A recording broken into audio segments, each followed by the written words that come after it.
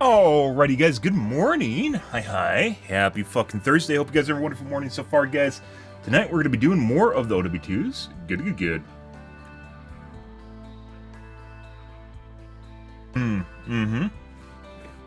Yeah. Apparently the bottom of this Irish cream syrup is very Irish creamy, as opposed to the top of the Irish syrup. Could also be that it was out in the frozen weather and that kind of fucked with it, so. Good. Good morning, guys. Hi.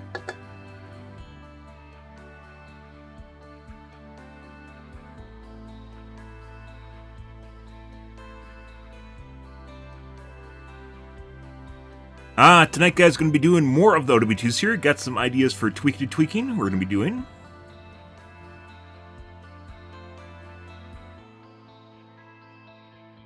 Fix the problems I do not have. I actually do kind of have it. Good morning, Edwin. Tweaking. All the tweaks.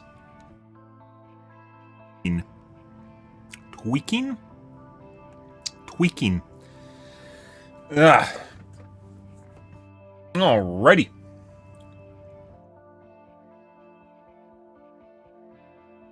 I guess let's get to the doing, guys.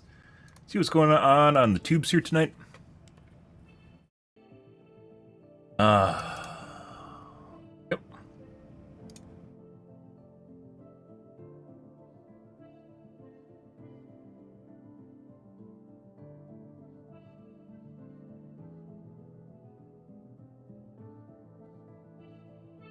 PS2's first major update.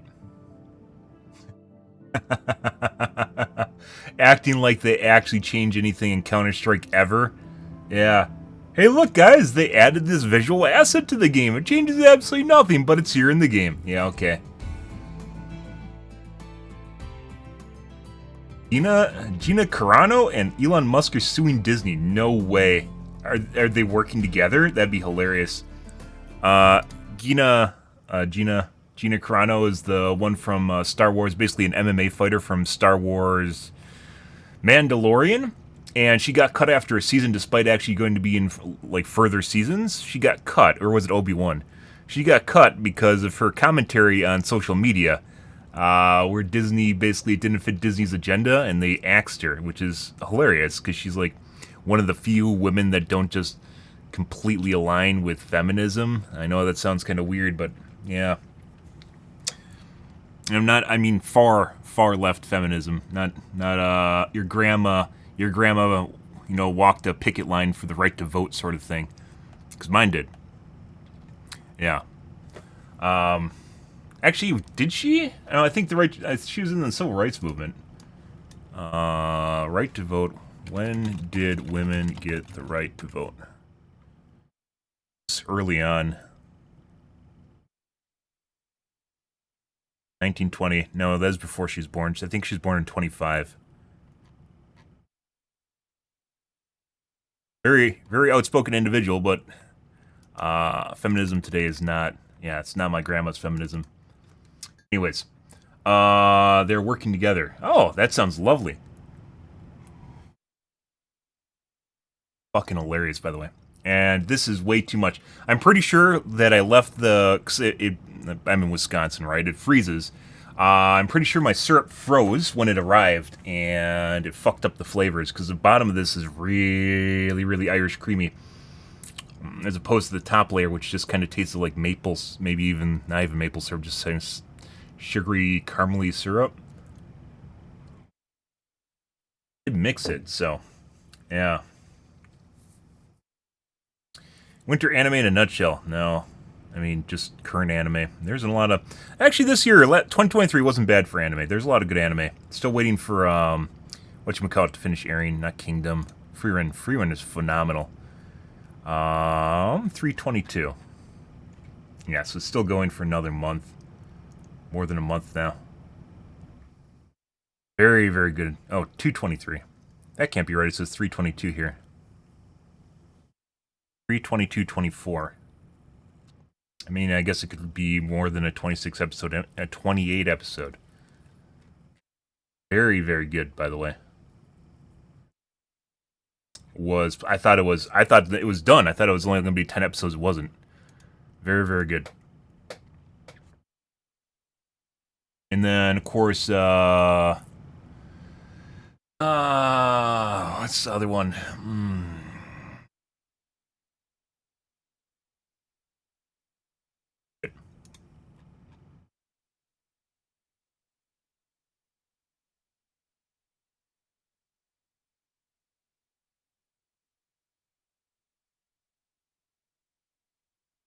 Was?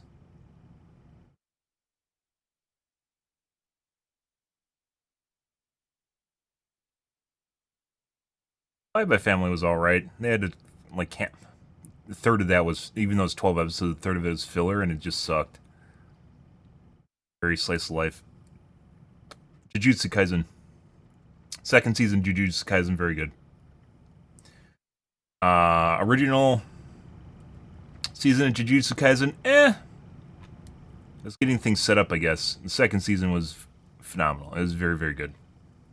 Not phenomenal, very good. It was very, very good. But there's some pretty good anime last year. Then also, was the Samurai one. Blue-Eyed Samurai was also pretty good. Not as good as Jujutsu Kaisen or Frieren, but still very good. 12-hour analysis of the Phantom Menace. What?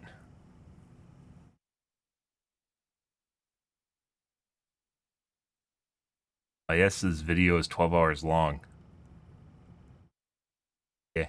I mean, people can talk about really anything. You can find someone that'll talk your ear off about, the weather. Yeah.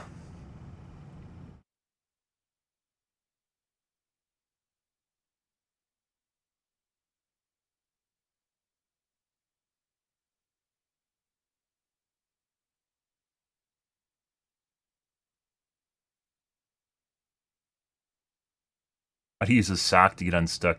These videos about getting yourself uncuffed always revolve around basically the idea that the handcuffs are really loose.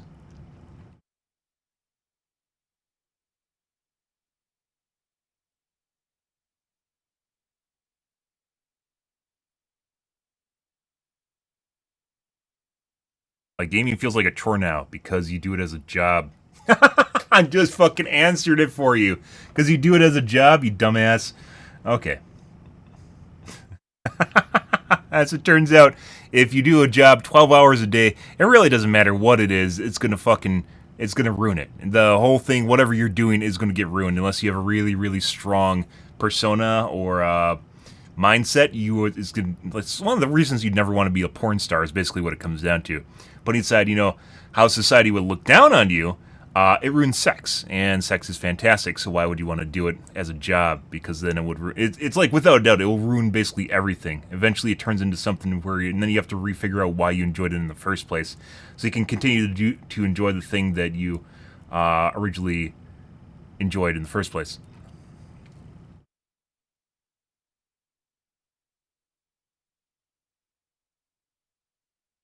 What happens when you add an alternator to a Tesla? You lose. You're going to lose overall kilowatt hours, specifically because you're adding a load and it's going to generate heat, and the heat is not recoverable.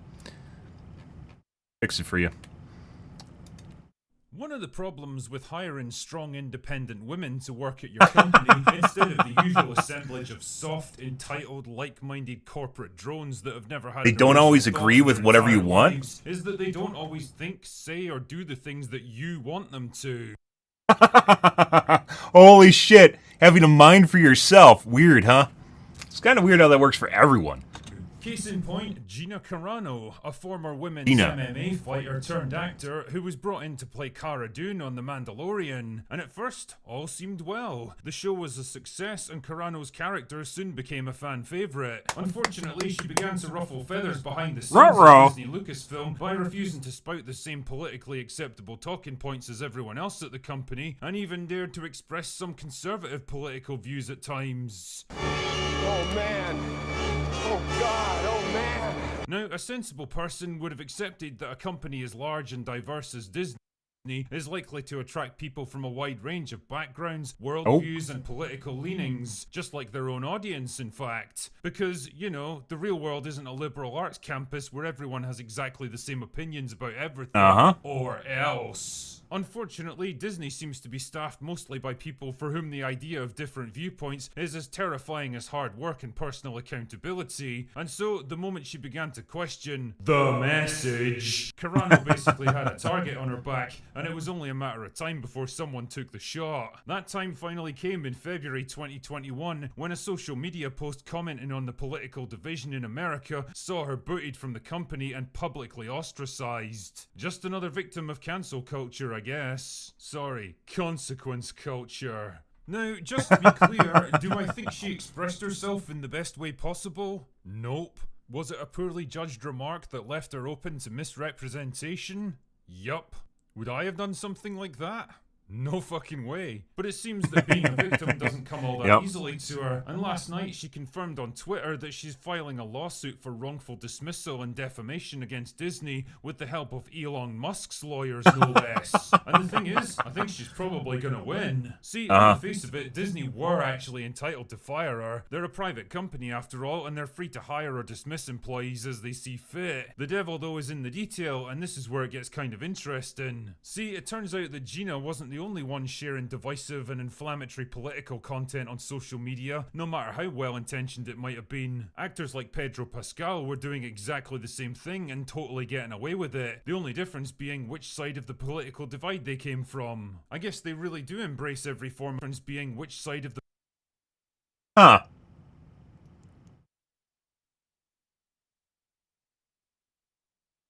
Never saw that from Pascal, by the way. political divide they came from. I guess they really do embrace every form of diversity except the ones that actually matter. The other issue is the manner of her firing. See, when companies make public announcements about high-profile departures, they're usually very carefully worded to be as bland and neutral as possible. Something along the lines of, after careful consideration, Lucasfilm have decided to part ways with Gina Carano effective immediately. We wish her success in her future endeavors. Would have been the correct way to handle it. There's a reason these statements are worded like this, and it's got nothing to do with optics. It's to avoid potential defamation lawsuits further down the line, because the moment you attack someone's character or motivations in public, you leave yourself wide open to retaliation. But it seems like Lucasfilm just couldn't help themselves. It wasn't enough just to fire her. Disney, they had to make not an Lucasfilm. example out of her. And so instead, what we got was Gina Carano is not currently employed by Lucasfilm, and there are no plans for her to be in the future. Nevertheless, her social media posts denigrating people based on their cultural and religious identities are abhorrent and unacceptable. Boy, that escalated quickly. Now, for all we know, this post might have been written by some low-level PR intern, fresh out of a gender studies degree at Portland University, who just so happened to have access to the company's social media account that day, but it doesn't matter. The moment it comes from an official channel within the company, it becomes the company's official line, and the only way to We talked about this before with Reddit communities, guys, and how it can kind of trickle over to the actual company itself, even though they aren't controlled by the company. Oftentimes they're controlled by the company. Unequally and discriminate against her because of her political opinions, but they also made defamatory comments about her intentions in a public setting. And well, that's not the kind of thing you can expect to get away with. So what happens now? Well, if I had to take a guess, I'd say they'll probably try to settle out of court, and the most likely result's going to be an apology and financial compensation. No way. Because let's be honest, if this case actually did go to trial, then Disney would be forced to hand over their internal communications relating to the case, and I'm willing to bet there's a lot of dirty With the way Carano works, guys, and her political stance, and the fact she's an MMA fighter,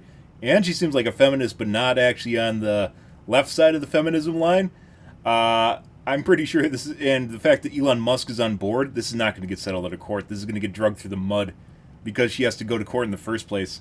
This is literally a holy shit. Yeah. No, this is going to be probably be as public as humanly possible. I don't think Carano is actually hard up for money, nor is Musk hard up for money. This is yeah. No, I don't think Disney's going to get to settle this out of court. This isn't even about making money anymore. laundry they'd rather the public didn't get to see. I mean, I guess This isn't a normal to bring her lawsuit. back into the Mandalorian as some kind of consolation prize, but honestly, that sounds a bit like teasing a job opportunity on the Titanic. It might sound appealing at first, but it's not going to do you any favors in the long run. Either way though, the fact is that a major scandal like this couldn't possibly have come at a worse time for Disney, who are already reeling from a disastrous 2023, a string of high-profile box office flops, plummeting revenue, and now a possible takeover bid from Nelson Peltz and Elon Musk if the latest rumors are to be believed. I mean, let's be real here, Elon's made no secret of his attitude towards Bob Iger. Go fuck yourself. And Nelson Peltz is now actively buying up shares to get access to seats on the Disney boards. Combine that with the fact that the two men were seen in public together for the first time recently, and this loaded comment from Elon himself. I'm just here with friends, you know, thinking about companies to acquire. Whoa! And the fact that Elon's now financing Carano's lawsuit against the company, and well, if you can't draw a picture from this, I don't know what to tell you, man. Either way, it doesn't exactly bode well for Bob Iger's chances of holding on to his job. And you know what? This isn't about money. This 100% is not about money, especially with the way Elon Musk works. Disney have sown a lot of shit in recent years.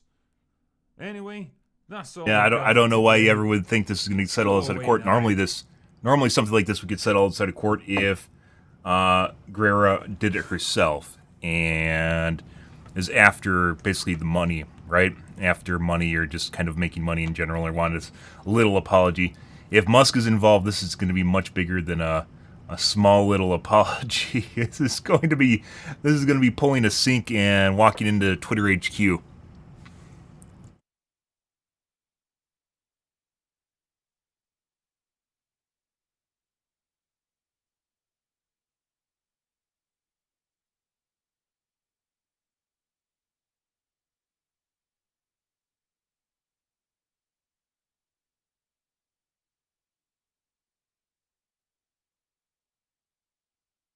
Yeah, that's a weird one.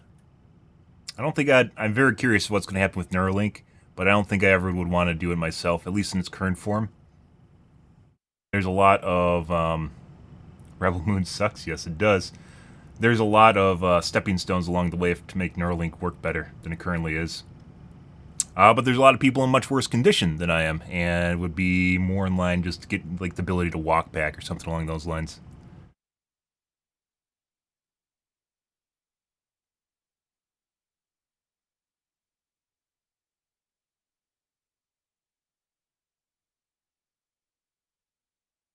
What do gamers actually think about ray tracing? Waste of money. Another channel, huh?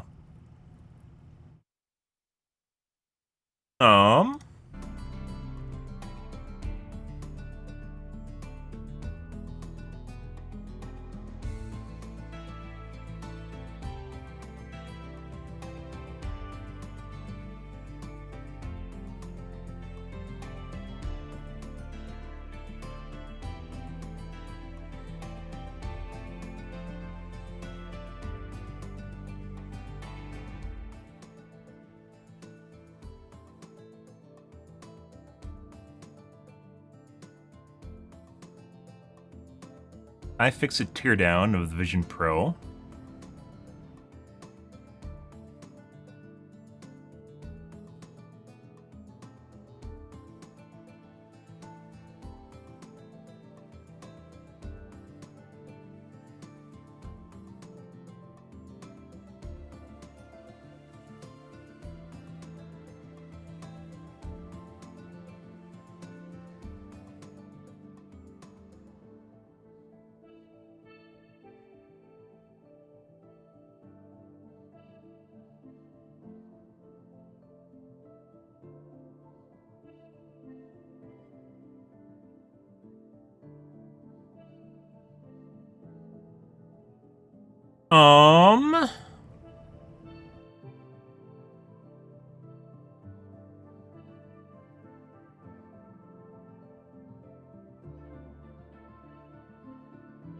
Deep scuba pool. Holy shit, that's a lot of money.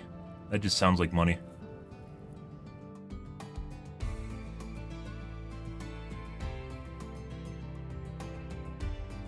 Anything good here? I think we're on backup backup videos right now. Oh, let's take a look at the B1M. New B1M. This is Poland. To the north is the Baltic Sea, an important waterway home to several please. ports and a connection for surrounding countries.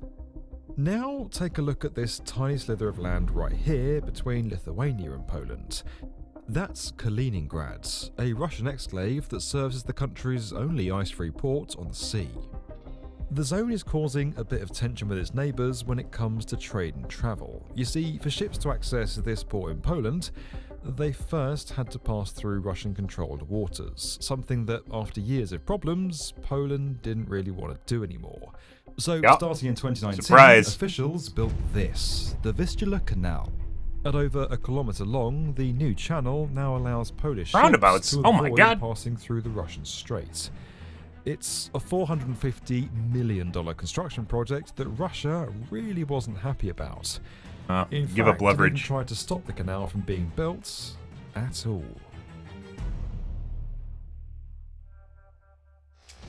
You may remember back in 2021 when a news story about a certain container ship went viral. There's a ship stuck in the Suez Canal and it's me. Look at all these ships. They can't get through. Oh no. For 6 days, the Ever Given halted trade through the Suez Canal, which heavily impacted global supply chains. While it was temporary, the incident highlighted the importance of canals to the world's economy and shipping industry.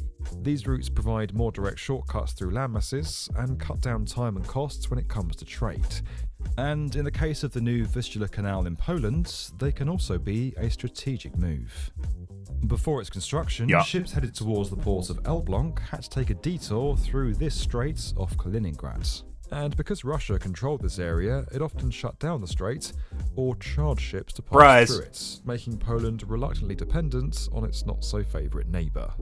So, in 2019, Poland began construction on a canal through this stretch of land known as the Vistula Spit. The new canal would decrease the country's reliance on Russian permissions, while also creating a faster and shorter route that would ultimately save time and money. And that freedom from Russian influence became especially important following the invasion of Ukraine. Now, before we get into the details, you should know that designing a canal like this requires engineers and construction workers to have a pretty strong grasp of STEM subjects. But if that's something that normally makes your head start to swim, Tucker is there's really a new way to learn right-leaning. that's fun, I don't really easy, watch and even free to start. John Oliver A tight anymore. lock on mathematics and physics are necessary for any civil engineer. This week's video sponsor, Brilliance, has courses that easily break down complex concepts into quick lessons that are simple to follow and will get you afloat in no time. It's a great way to visualize problems and solutions, like understanding formulas for hydraulic systems. The remaining workers began by... Let's dive into exactly how this canal was constructed. Workers began by excavating the 2-kilometre wide stretch of land which encloses the lagoon. The dug-up sand would create a space for the new channel. Once cleared, the remaining slopes were strengthened with a geogrid synthetic material and topsoiling in order to prevent erosion. The excavated sand was first stored in piles, but instead of being carried off, it was used to create a new artificial island.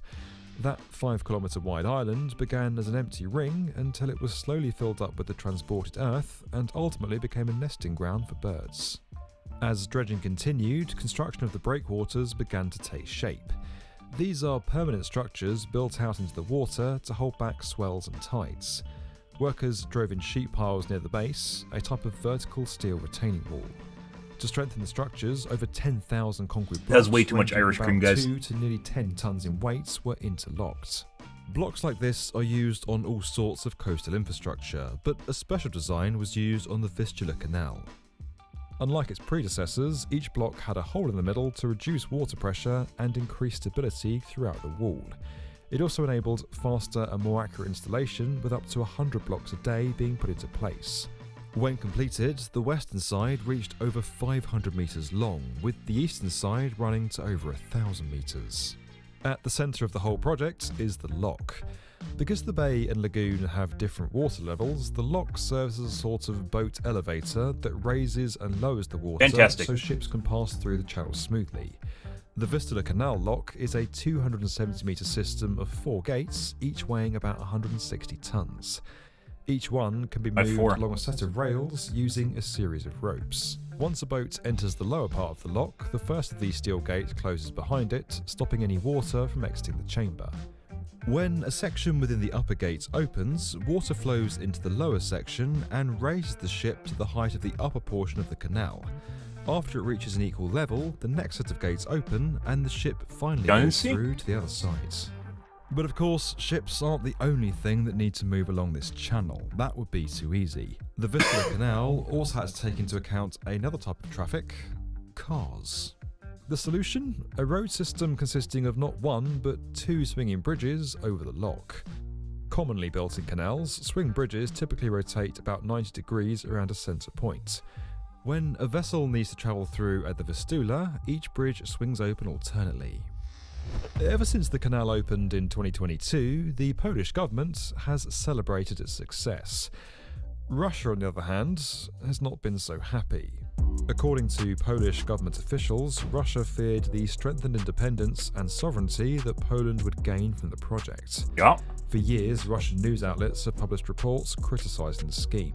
They cited environmental concerns, alleging the project would drive local species of birds and Environmental fish. concerns, guys. They also claimed environmental it was essentially a concerns. waste of money. After Yeah, all, the environmental canal is concerns not are deep basically enough yet for to allow first world large countries with a cargo bunch of ships people to where they pass care through. about political fallout. Therefore, according to from Russian coverage, specific the groups. investment put in would never reap the returns.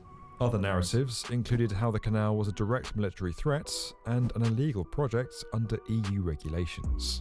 The Yeah. Polish government has denied these accusations, saying the Kremlin is pushing false propaganda. And depending on who you ask, the truth kind of depends and ultimately sits somewhere between the two camps. In a report by The Guardian, ecological experts said the canal would only have minimal environmental impact. But on the economic side, only about 12 medium ships can go through the canal daily, and according to a study by a Polish university, it would take 650 years to make a return. But the plan is to deepen it eventually to allow for larger ships. It's just about not In the having end, someone have despite control over Russia's you guys. multiple attempts at stopping the Vistula Canal, they ultimately failed. And in a seemingly symbolic move, the canal's opening coincided with the anniversary of when Soviet troops invaded Poland during World War II. Aww. Stories like this show how construction projects can become manifestations of the relationships between countries. Infrastructure like the Channel Tunnel or Gordie Howe Bridge can connect allies, but not all countries are looking to strengthen their connection. Today, the Vistula Canal stands not only as a new pathway for ships, but as a lasting symbol of independence for Poland. This video was sponsored by Brilliant. You can learn more about that at the link below. Don't forget that we're inspiring the next generation of builders through our investment into Brickborrow, a fantastic LEGO subscription service. You can learn more and get started today over at brickborrow.com.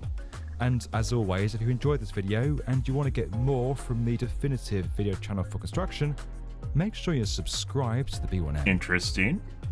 It's like world infrastructure news, guys.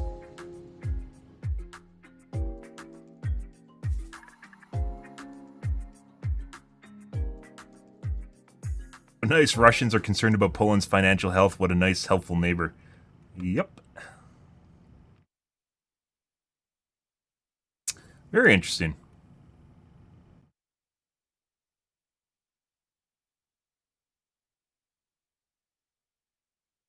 Oh, 50 minutes. We don't have time for that. Oh, interesting. That'd be a good standalone.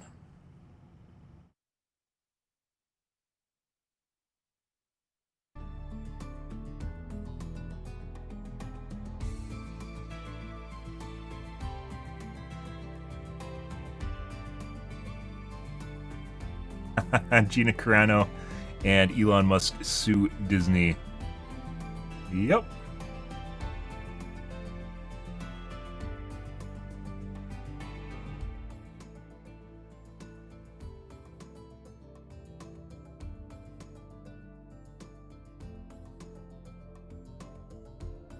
What else do we have going on here?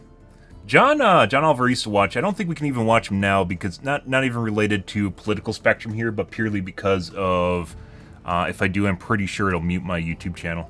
So, although I don't know if it would like I don't think it counts as a DMCA. It's just it mutes it live, so then, you know, it drives down viewership.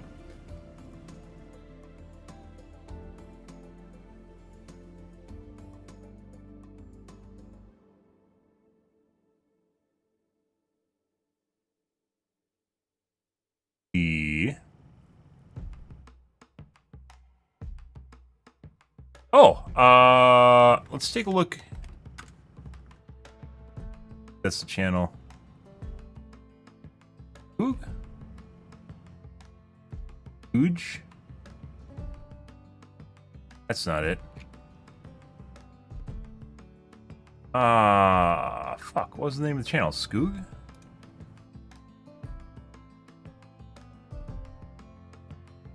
How does Scroog? Oh my god. What is weed popping up here? It does sound like a weed term. No, not Skoog. Skoog? What the fuck is going on here?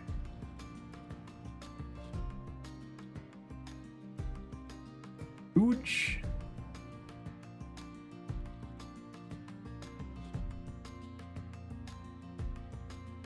Or 20 Blaze it, you got it. Fuck, it used to pop up my, I didn't follow it. It used to pop up my channel, my, recommendations.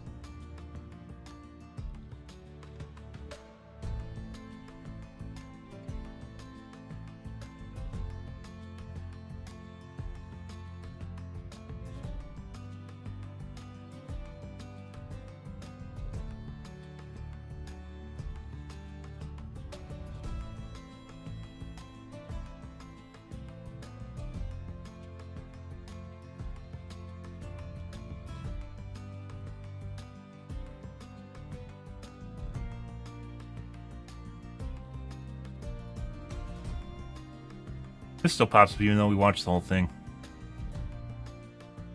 Usually watched videos don't pop up.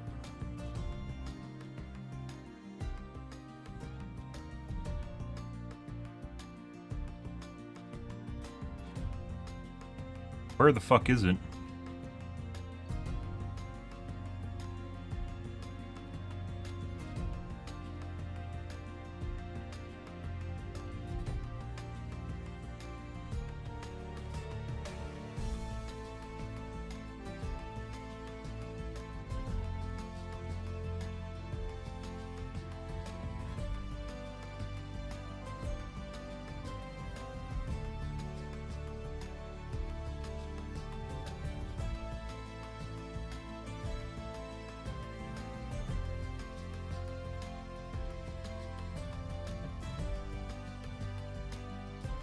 Ah, Wintergarden's the guy that makes the wind-up, I don't know, it's like a music box, only it's like a piano.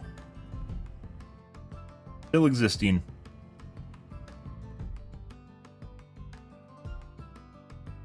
Of the episode you keep squeezing? Yes, what was it called?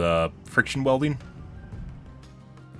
Push two parts together really, really hard and they basically fuse with each other.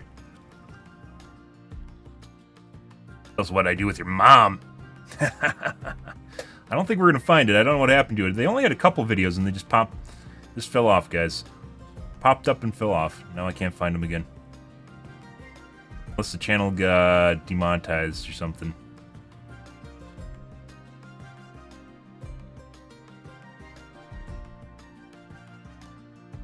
Oh, where it is.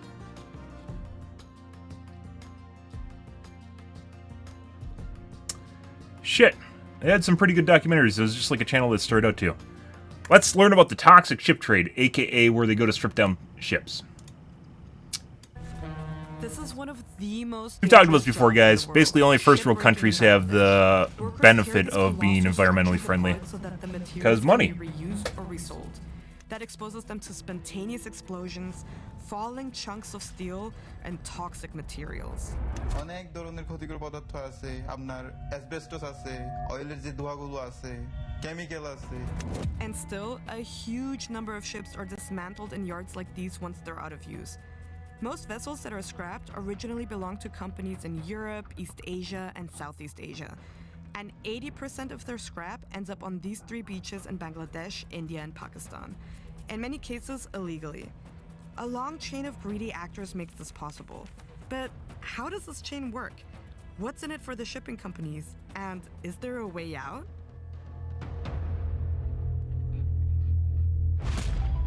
You may not notice it in your day-to-day life, but ships are everywhere. Nuh-uh. No, really. I mean, About most people 90% don't of realize our this goods unless are they live near the transported coast. over the waves, and the volume is only set to increase. It doesn't matter whether ships carry containers, oil, or gas tanks. They pretty much are all made of and filled with hazardous materials. Think asbestos, lead, mercury, or PCBs, which very simply speaking are human-created chemicals often found in paint and cable insulation. They were phased out in many places because they can be super toxic and take a long time to break down. So DW Planet tends to be a very left-leaning environmentalist channel. Ships should be recycled instead of somewhere in between. But they have some interesting pieces. Dangerous materials. For example, on dry docks, many ports already have them as part of their infrastructure and could repurpose them for recycling.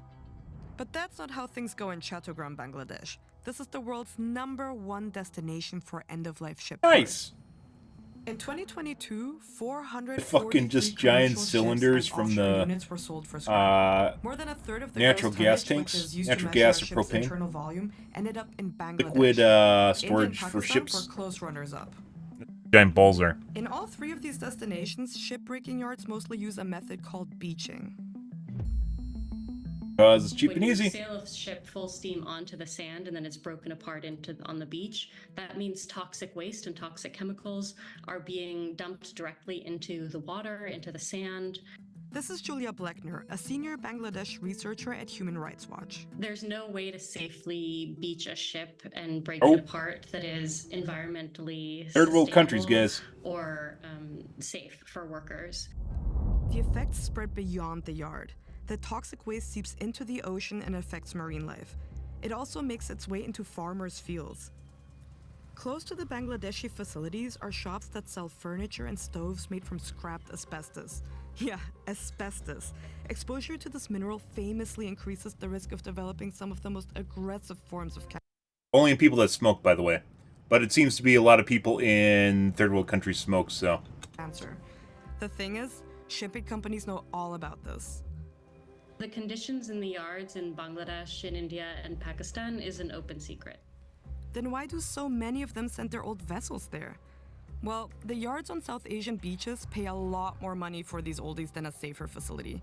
After all, being safe costs money. Fair wages, proper working equipment, disposing of hazardous material in an environmentally friendly way, shipbreaking yards simply skip out on these costs.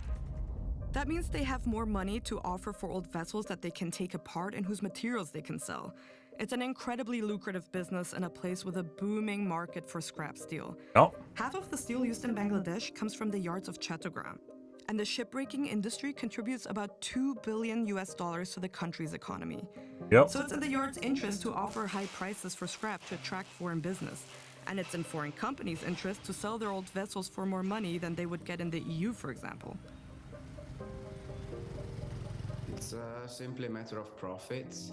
Nicola Molinares works with the NGO Shipbreaking Platform, a coalition of organizations fighting abuses in the shipbreaking industry.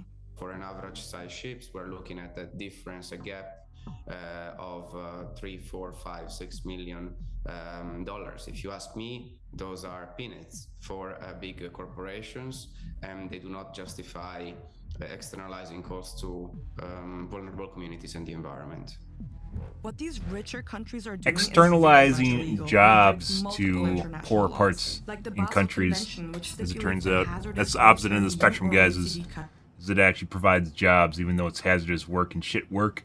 You're talking a third world country that doesn't have jobs otherwise, and people are taking advantage of them there, but yeah, that's the way it goes. It cannot be transferred to any other countries.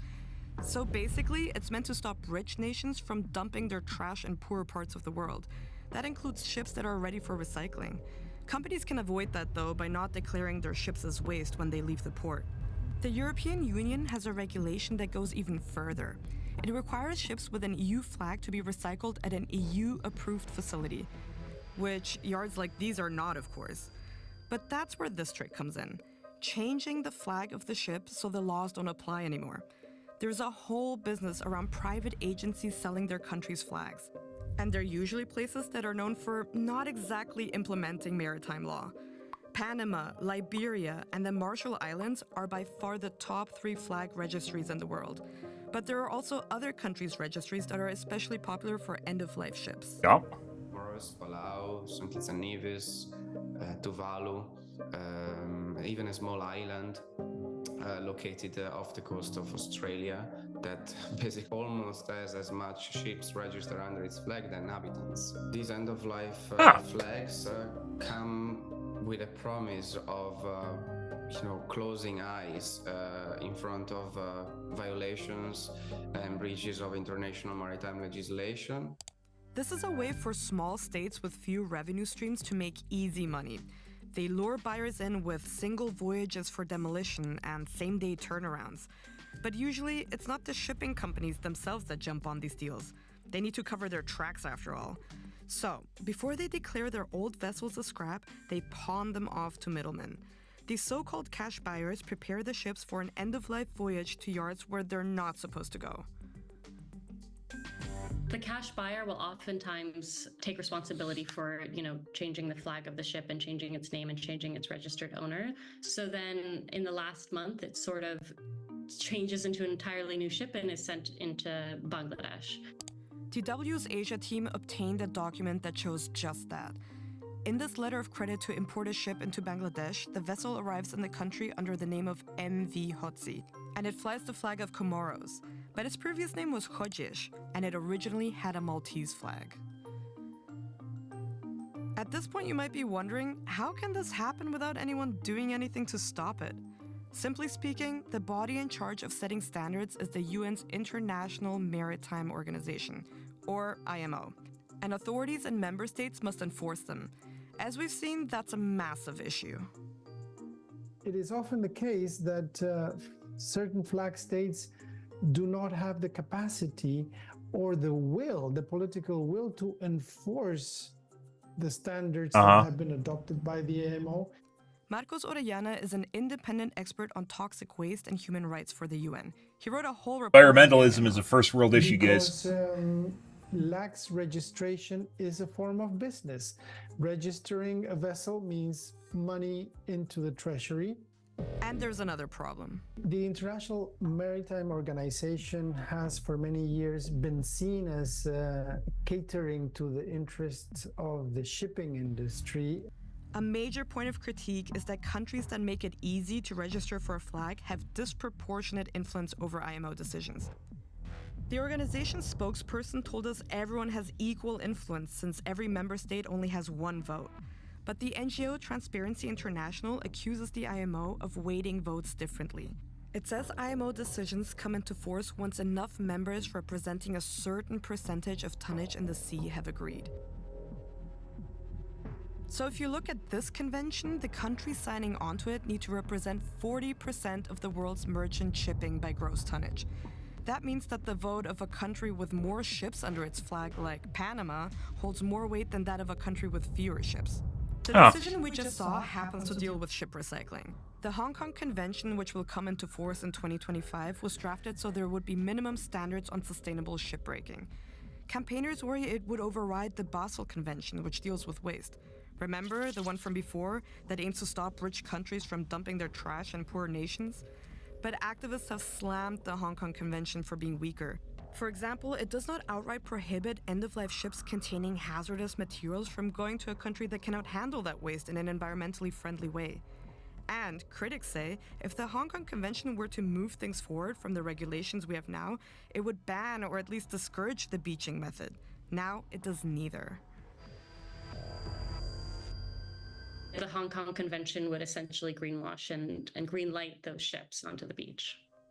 Okay, we've talked a lot about the role of international shipping companies and regulators, but what about the Bangladeshi government? When we covered this topic before, many of you pointed the finger at local authorities. The psyche of the government of Bangladesh is to cater to the needs of the developed countries who are looking for a place where they can dump their toxic vessels. Saida Rizwana Hassan is an environmental attorney from Bangladesh. She has been taking the shipbreaking yards to court since 2003. As a result, there have been several rulings trying to enforce labor and environmental standards. what has happened is, on paper, it now looks much greener. But things have not improved in reality. The standards may be better, but according to Hassan, there's often no legal requirement for national agencies to monitor if the rules are actually being met. For example, to check if the paperwork listing what hazardous materials are on a vessel was forged. The government has appointed some safety agents. They are, in most cases, relatives of the shipwreckers, and they do not have the technical expertise. So when a vessel enters based on a false document, there is no legal obligation on the national level safety agents to dig deeper into issues. There is no denying that Bangladesh has a problem with poor governance on this issue. But what many experts stress is that this poor governance is also fueled by massive demand from foreign companies that actually have the means to recycle their ships elsewhere. And there is an international market for this sort of lies and greenwashing. This is a typical case of toxic colonialism. So when we talk about tackling the problem, we need to put pressure on every single actor. The method to dismantle ships safely already exists. The question is how to eliminate some of the loopholes companies like to use to get out of using it. I actually think this is one of the areas where there is hope, in part because there's very distinct and clear solutions. For example, in the EU, that would mean applying its ship recycling regulation to the vessel's original owner and not to the flag state. Sorry guys, I'm not being super engaging right here. Once again, fucking every time I start streaming, people want to talk to me. I don't know what it is. I don't know why. I don't understand. I don't understand this. Like, I'll be all night just doing, you know, like work and stuff and nothing. And then I start streaming, they're like, oh, well, I gotta talk to you now. And they're like, what? Human Rights Watch also proposes for the EU to implement a return scheme. That would mean having all ships trading in EU waters paid towards a fund. Oh, recycle can fund? The ship goes to a safe recycling facility when it's out of use. Kind of like the so don't allow them to sell it. Germany need to pay on bottles to incentivize them to return it for recycling. On a more international level, UN Special Rapporteur Ordeyana recommends amending the Hong Kong Convention to crack down on beaching and human rights abuses. Finally, to Bangladesh. Here the government has to shut down shipbreaking yards on the beaches, and it will feel more pressure to do so if foreign companies will be forced to stop sending their vessels there. No developed country should be happy with standards that they themselves will not approve in their part of the world. Threatening it's a dirty part of capitalism, guys. Is vital, because when there's a whole industry around skirting regulations, everyone makes money. The companies who want a higher profit, the cash buyers, the flag agencies, and the yard owners. The people paying the price for this are the ones working on these dangerous facilities or living near them. A reality international company. Not really, because they have employment, and if you ask them, they'd probably be like, I'm employed, and that's nice, as opposed to not being employed. The option here is no employment, is kind of the way it goes. It seems kind of self-serving because it is very self-serving, but it's basically the way the world works and how it's working. You're basically looking at industry right now and a bunch of people working in industry. And you're going, nah, they shouldn't do it because it's not environmentally friendly. And you can't do it. As it turns out, if they make it too expensive, then only first world countries can afford it in the first place, and then they aren't going to have jobs in the first place. Companies like to hide by passing the responsibility on to middlemen. This is possibly the darkest page in the shipping industry. But it's yet unknown to most of the people. But the injustice remains visible to people in Bangladesh. So what do you think is the best way to stop these foreign companies from sending their vessels to these shipbreaking yards? Let us know in the comments, and don't forget to subscribe to our channel. Downside of environmentalism, guys, is the economical impact of what happens when you take away options. So you trumpet, you hold the flag up high, you raise your banner, you run across the open, you make a YouTube channel, you talk about it, and everyone's like, oh, we shouldn't do this. But the opposite end of the spectrum is there's people that are employed in the country, not that obviously they're in the best conditions or they could be better, but at the end of the day, it's like where people got bent out of shape, what is it, during when ChatGPT was being trained, and they outsourced work to, as an article I think we looked at, they outsourced work to like Laos or something, a third world country. Basically, you had a bunch of people look at a bunch of appalling pictures and basically click buttons on what they'd classify it as, right? So basically, all the stuff that you don't want to look at, or maybe you do, depending on what kind of person you are. But most of the objectionable material in the world, training basically the AI, and there's a bunch of people that there's like, oh my god, think of the being unable to sleep now because they saw these images, you know, like mental health issues, and like, if you're in a third world country, you probably worrying a lot more about like putting food on your table rather than, you know, having your midlife crisis on 25, forming a TikTok and talking to all your friends, yeah, making your shorts on TikTok about how you can't work 9 to 5 at Walmart because it burns you out or something like that. Yeah, I don't. It's like the Ivory Castle syndrome, guys, is pretty heavy in a lot of different parts of the world. I think a lot of people don't even realize that they're sitting in an ivory tower until basically disconnected from the rest of the world until they actually are pointed out. Like I said, this channel has some pretty cool videos, but a lot of them are very, very left-leaning, and it doesn't really put into perspective like this country or its economy, right? Just do it better and make it so it doesn't pollute, but at the end of the day, that means they're going to lose all their jobs. So, and they don't talk about that, obviously.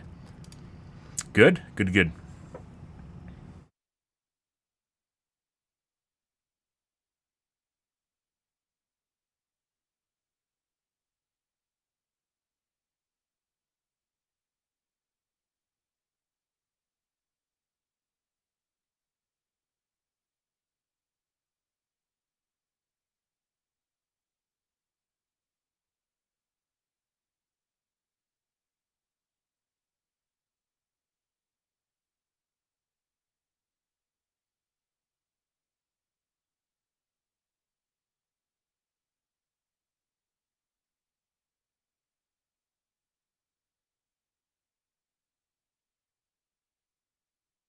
Okay. I'm gonna wash my coffee cup up, guys, grab a soda, grab a water, and god, the fucking bottom of that was really sweet. And we'll do eau de bis. Be right back.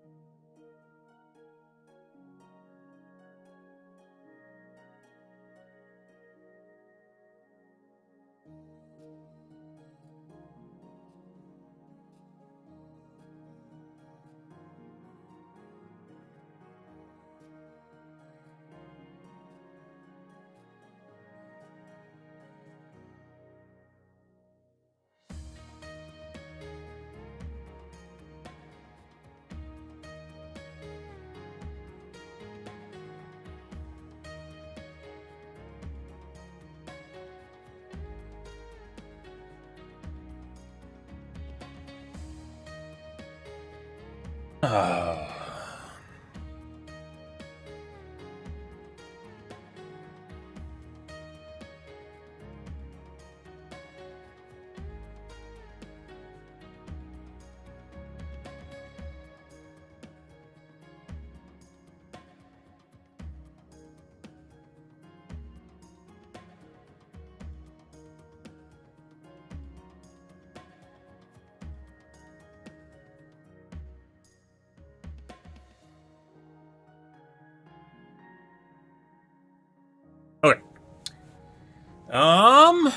We're gonna do the OW2s, guys.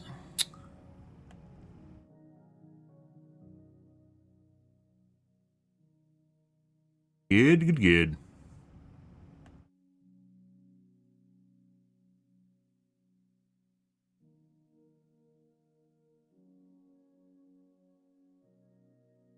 Oh my god, I'm still in the fucking Overwatch directory on Kick.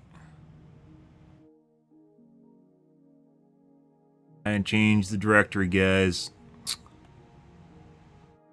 They always move you out of just chatting if there's any sign of a game on your channel. And then I end up in Overwatch 2 when I'm clearly not streaming Overwatch 2.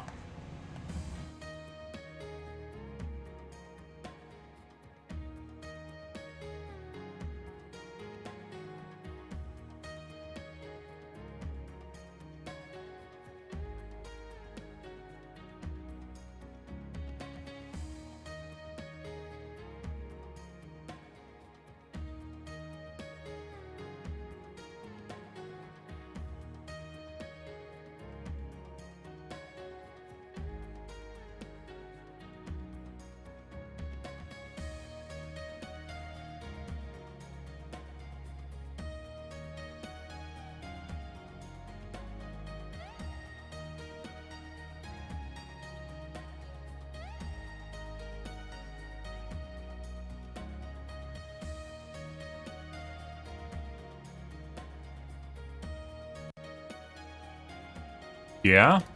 OW fan? Check. I updated the driver for, by the way, modder drivers don't really do jack shit. I updated the modder driver for my modder. It changed absolutely nothing. It did nothing. That did absolutely nothing. Heavy.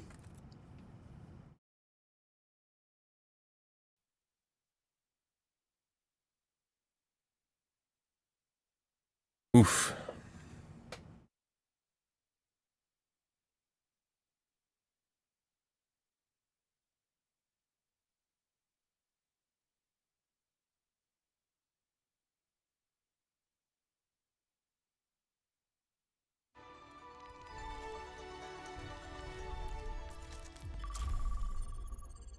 Got a couple ideas.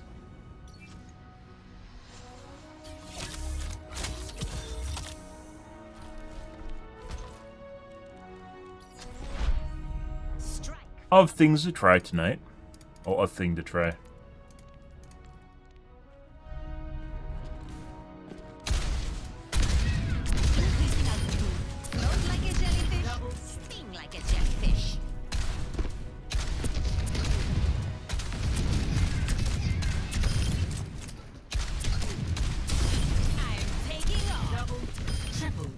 Multiple hits confirmed. I don't think so. When I'm hitting my shots, you can't touch me.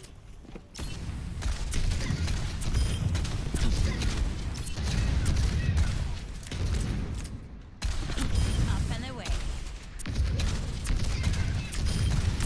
Pretty good. Messy, but we got it done.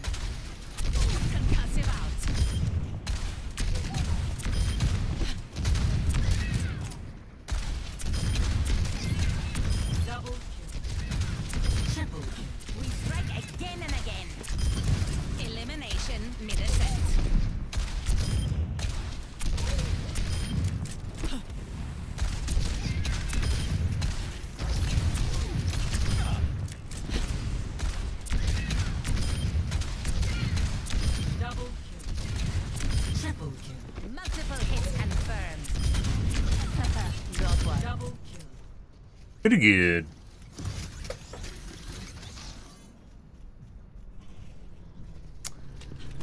Ah, yep. How many cheese are we gonna get tonight, guys? Let's find out. I can't wait.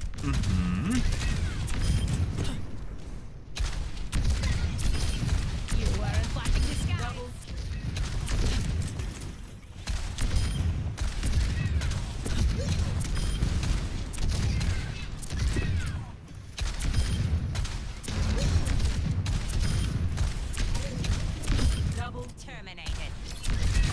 Back. Taking off.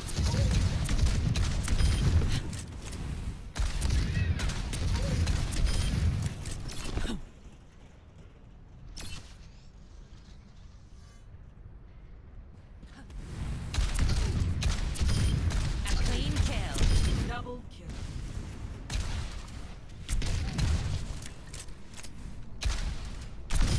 Dispersing.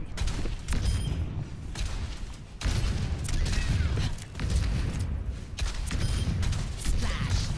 Double kill. Up and away. Repulsion.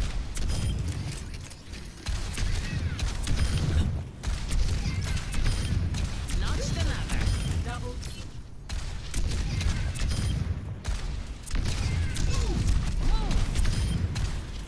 Double. First game of the night. Let's see. Prepare to attack. Select your hero.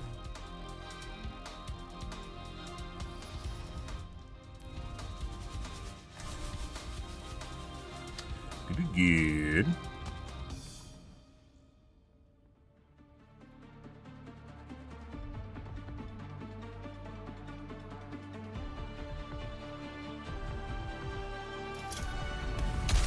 From above. Hey, can I look at the wings on your suit again? I thought you preferred to stay on the ground. It's for a different idea I had.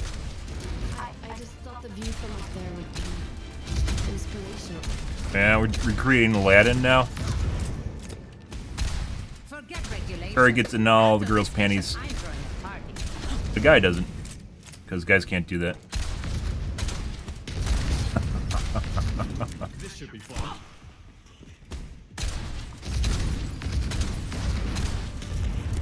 Hello. 5, 4, 3, 2, 1. Attack commencing. Escort the payload. Stick with the payload. Over there. That tank. I knew it would come.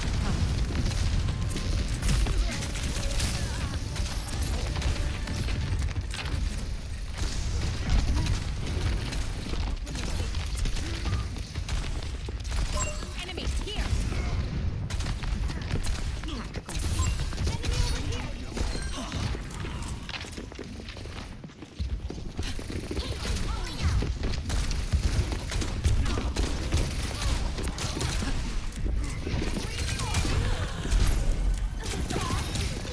Thanks for the upgrade.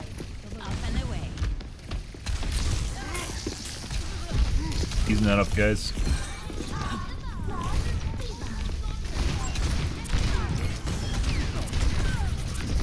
Got it. On the move.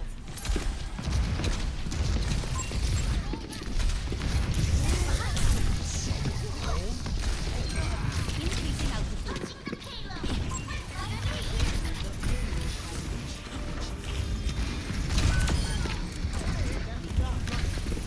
Oh, Lucio. Over here. I don't think so. But we go over here. Excellent teamwork. Self-destruct sequence. Blasted. My rockets are fuel.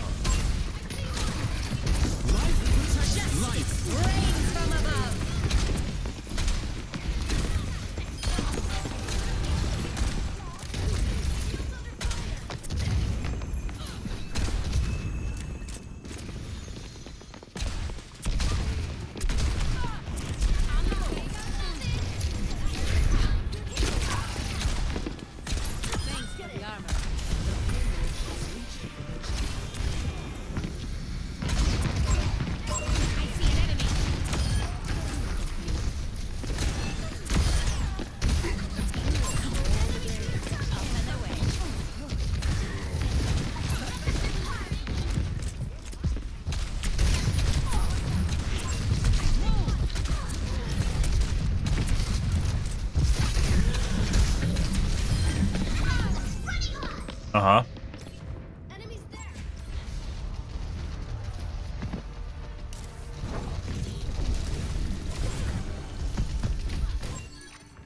I don't stay down. Brimming with firelight. They've got us outnumbered. Increasing output. Yeah?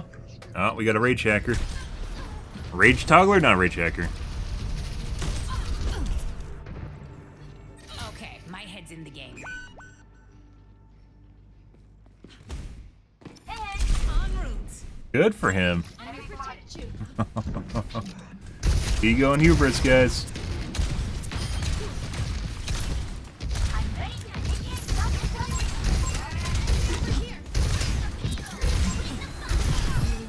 Thanks for the upgrade.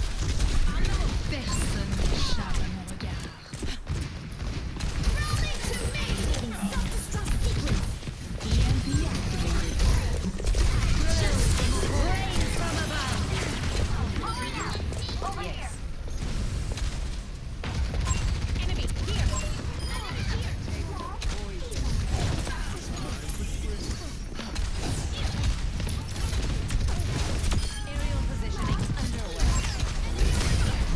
Taking off.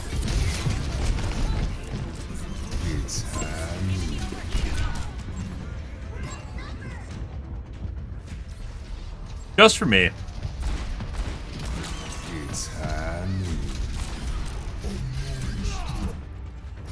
Let's show him some air power.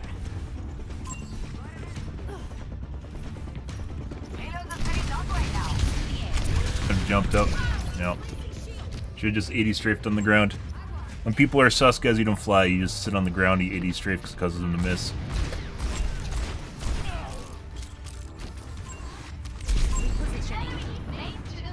This is W Keen looking for easy kill. Good tip.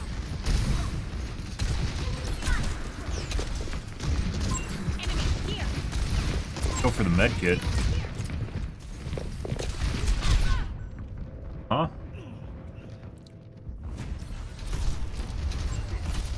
A reaction.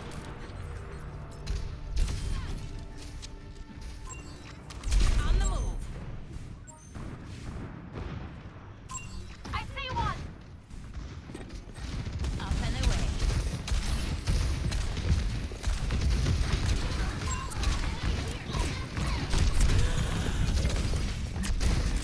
Life protects life.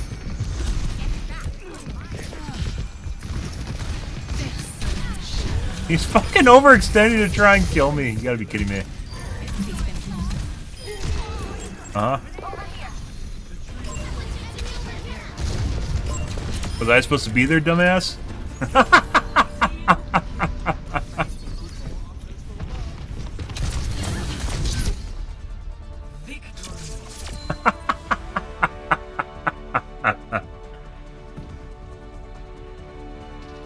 Oh, that's funny. Where is he? Where is he? I was supposed to kill him just now. For the end.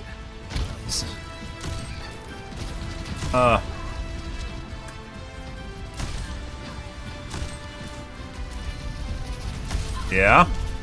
It's like he fucking knew. It's like he fucking knew I was about to come out of that door. How the fuck is this guy not got banned yet?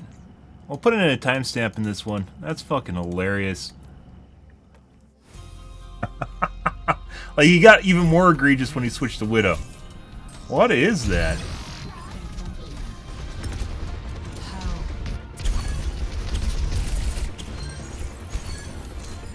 Is that it? Oh. Oh. Was it?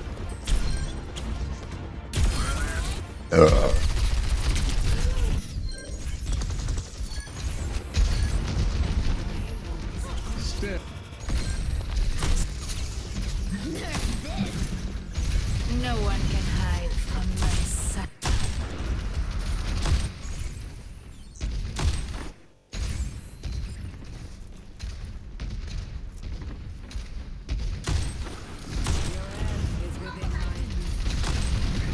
No Reg one can misses. hide from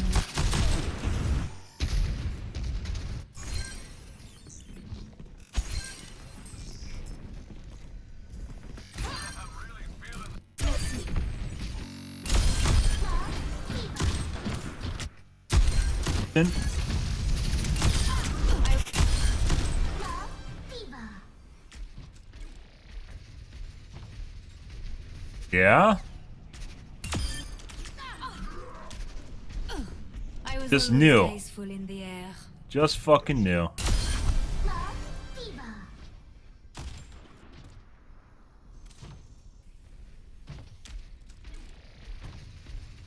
Bruh. 354, 350, 354.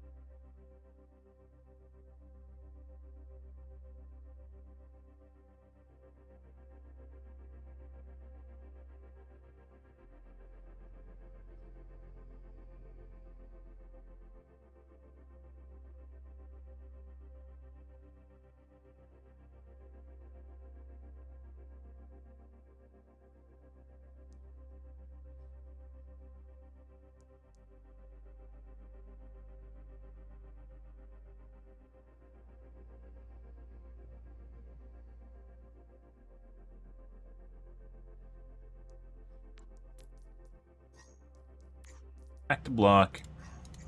It's pretty crazy. That guy was just being a dumbass earlier in the match, too, because you could tell he's, like, overextending just to try and piddle on me with Tracer. I wasn't saying anything. Next game.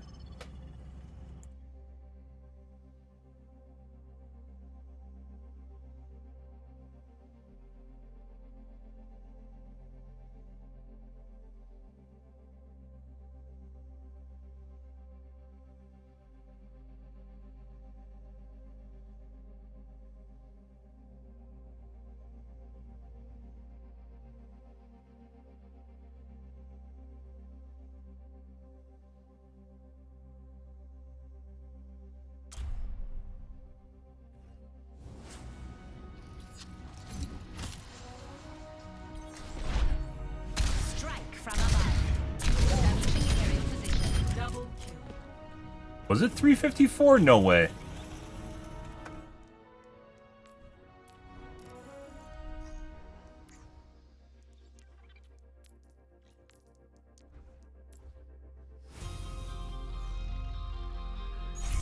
Ready for battle. Was push through the first half of the map really fast.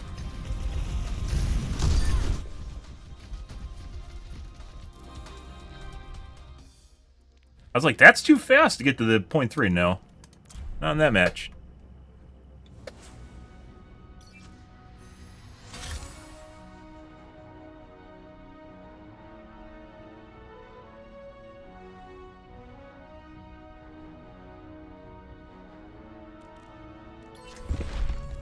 Strike from above.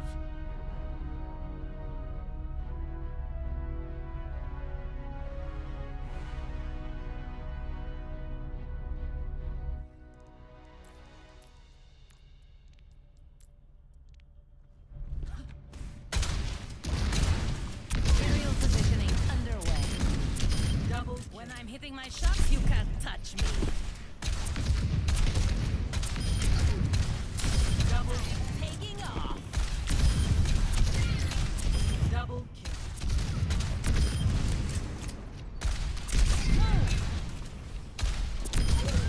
Where's your jetpack? I don't think so.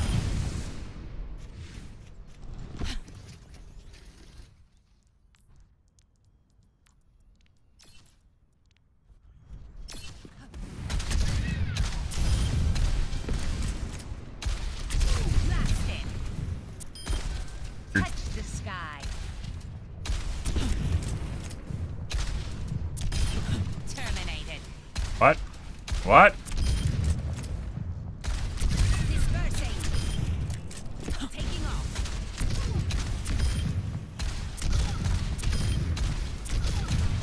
Double kill. Double kill. Repulsion. You weren't watching the skies. Double kill. Triple kill. Multiple hits confirmed. Establishing aerial position. Scatter. A clean kill. Double kill. Triple kill.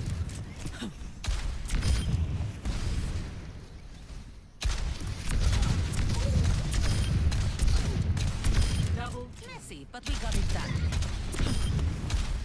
Double kill. Concussive out. Going down. Double, triple kill. We strike again and again. Taking to the air. Dispersing. Next game. Prepare for battle. Select your hero.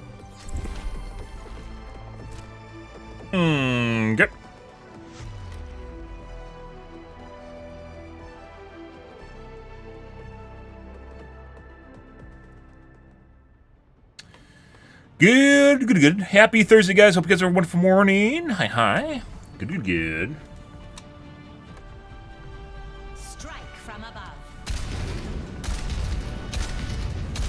Stay close. I can't hear you if you strike.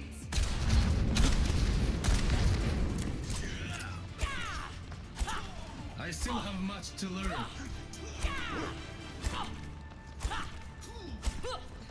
Yes. Hello. 5, 4, 3, 2, 1. Round 1. Capture. Into the air. I will not waste this opportunity. Good shield. Enemy over here. Yeah. I see an enemy.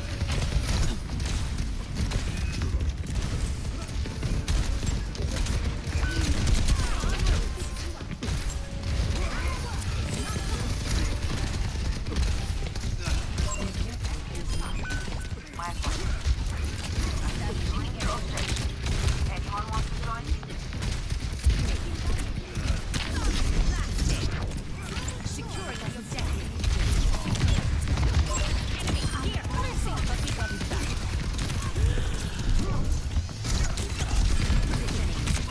Thanks for the assist. No. BAP is very accurate. Extremely accurate over 180. Holy fuck. I don't stay down. That was a something. That wasn't me, by the way. He's just like hard locked to his teammate, lead on his teammate? Well, there's that.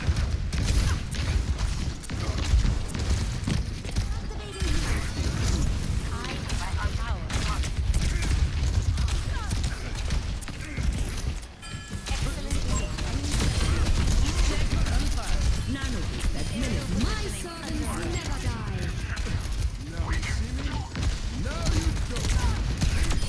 This airspace is closed.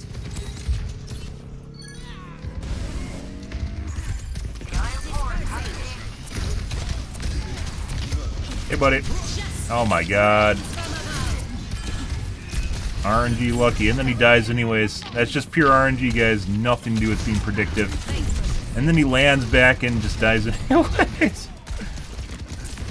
Oh, well. Establishing aerial position.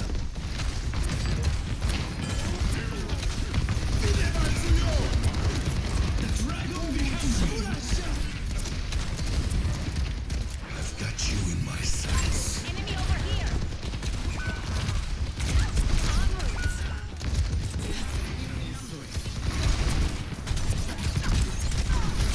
I see an enemy. This is W King. Positioning. Enemy over here.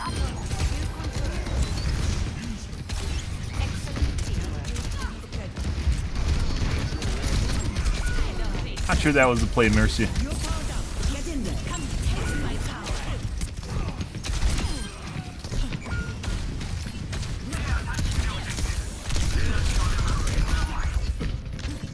Can't hit directs, guys.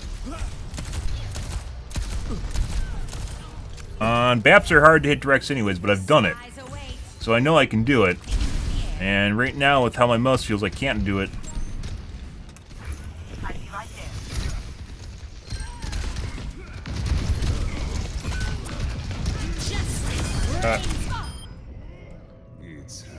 Oh, we'll get rid of the tank.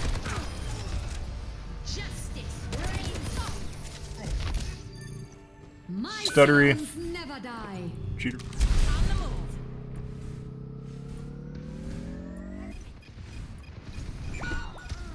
They outnumber us. Keep it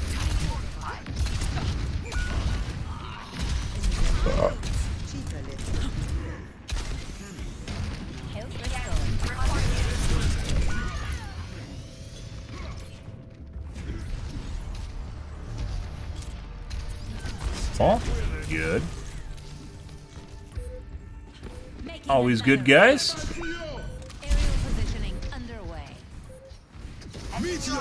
Can't make it to the point.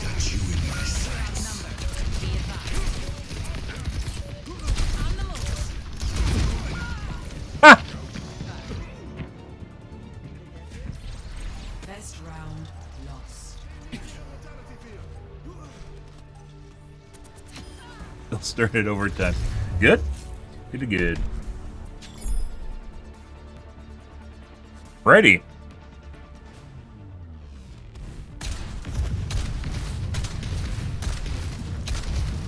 You're still hiding. When are you coming back for good? I'm trying, Fariha. Please be patient with me. I've been patient for years. What's a little while longer? I offer something more.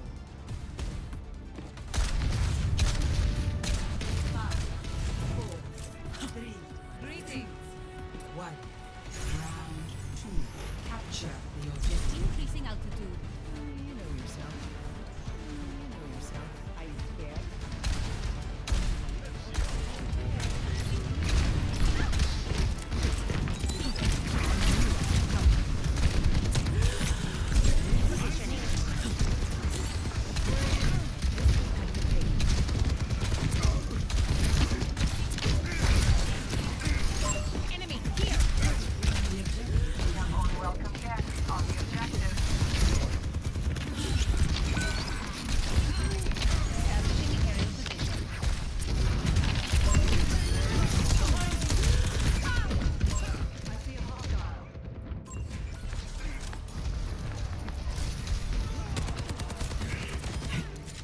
Pretty sure that's bone mesh.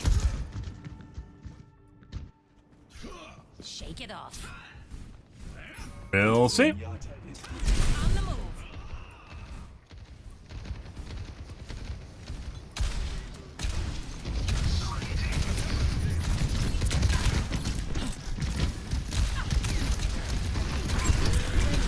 Oh.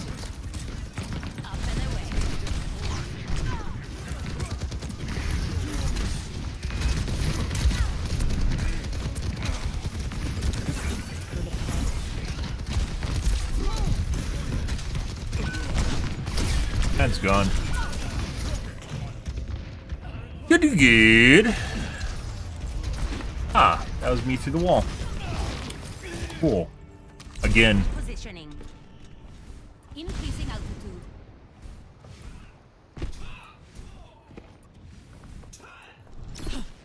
Hello there.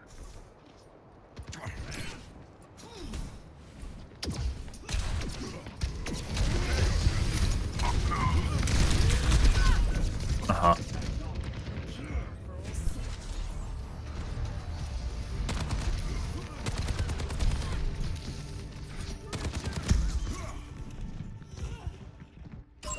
There's a test Okay, subject. my head's in the game.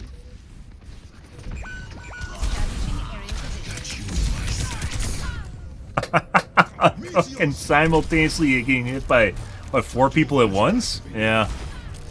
So there's definitely multiple cheaters in this game. Triggered origin story, guys. Alright. Let's report. We'll get that BAP timestamp in here. Oh, are these burner accounts too? No. That's definitely a burner account. This guy is definitely 5,000% cheating. This is also probably a burner account. Let's actually check for group. All of them together? No, it's just the two guys at the end here. These two guys, both of which have...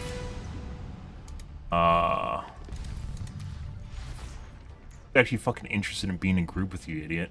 What the fuck? What a dumbass. Alright,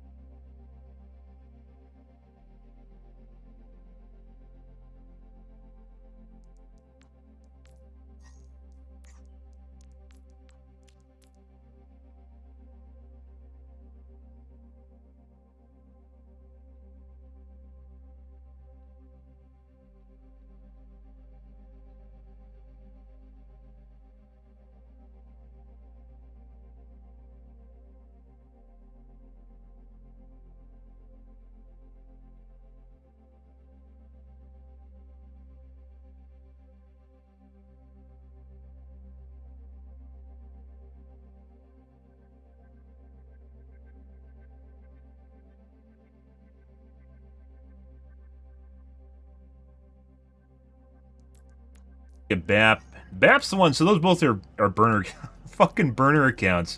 And the BAP is the one that was hard locked to a guy that 180'd over the top of his head. Twice. What was that?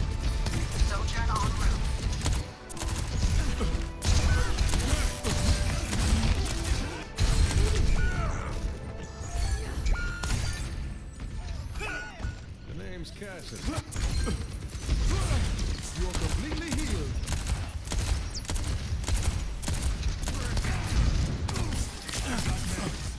Aim's vibrating while he's firing. Let them out. Was it? That's foretelling than this is. Now you see me? Now you go. That free killed me because it was a kill cam.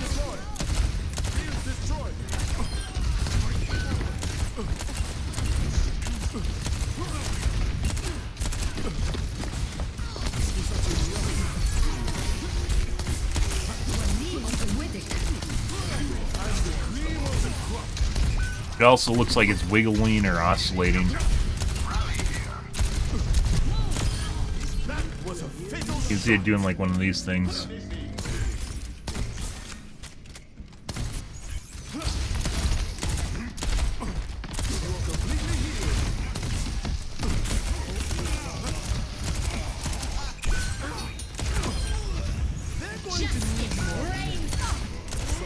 Was it?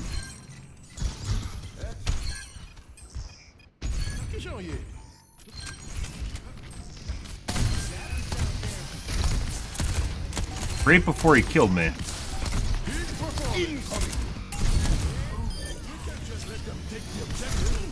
Go back.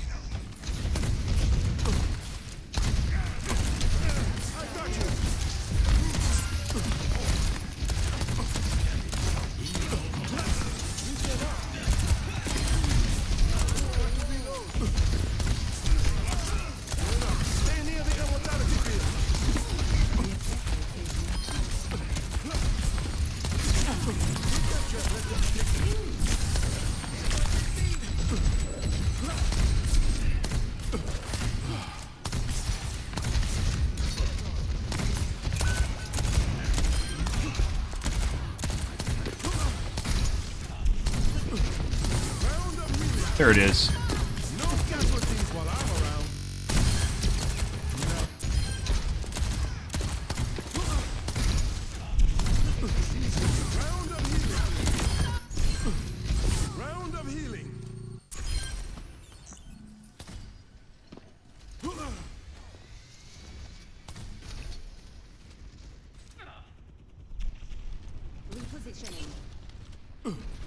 Seizing the objective. Rally here. A round of healing. We've seen worse. We've definitely seen worse offenders. I wonder if cheat devs are catching on. Marked by the dragon. When it reaches a certain vertical height, it won't aim up further. Seizing the objective. Rally here. A round of healing.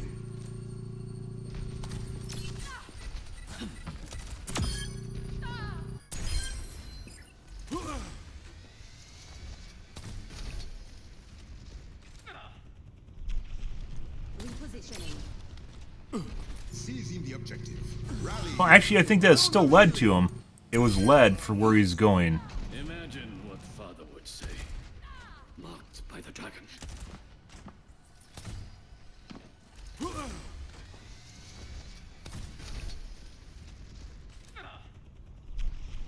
He kept going at the same speed, that's where he would have ended up. Seizing the objective.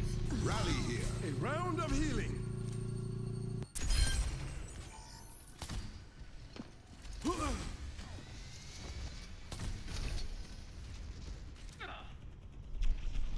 Repositioning. Seizing the objective. Rally here. A round.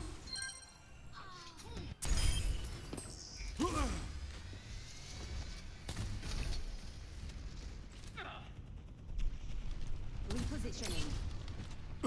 Seizing the objective. Rally here. Hmm. Round of healing. No. This is as good as I thought it was going to be. Guy.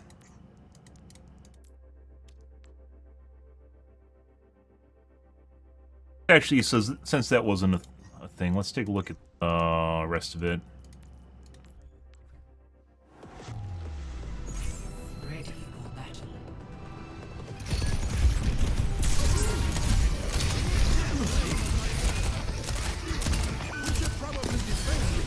In lock distance.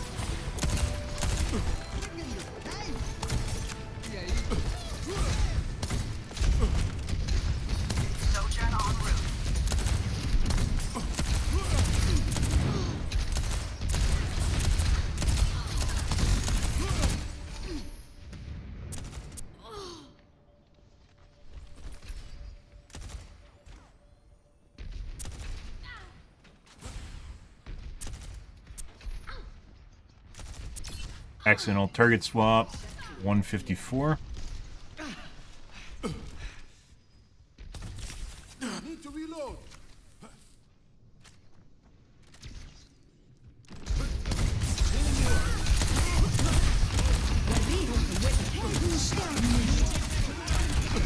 Now you see me? Now you don't.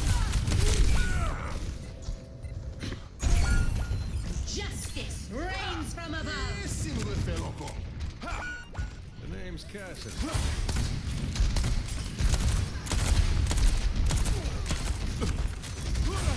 You're completely healed.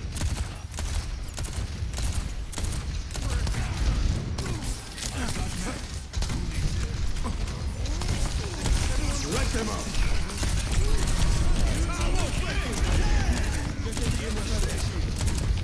Tactical visor activated.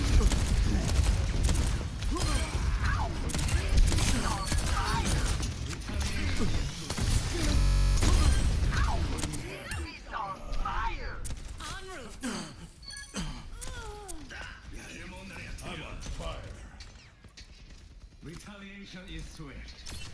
Taking the immortality field. Ha! Easy. You're completely healed.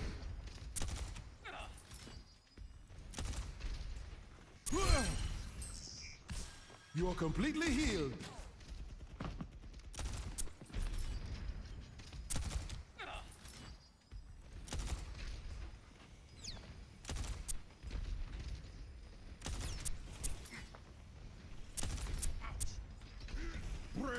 Wondering what the fuck was going on here. It looks like it's actually swapping between targets in the middle of the burst. I've got meds. Who needs them? Not all the time, obviously. Just out once.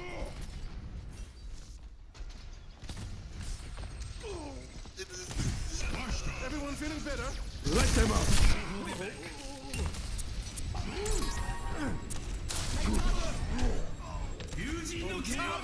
Let's break it. Damn!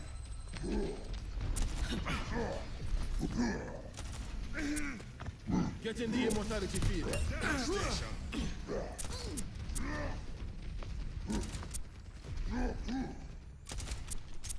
Tactical visor activated.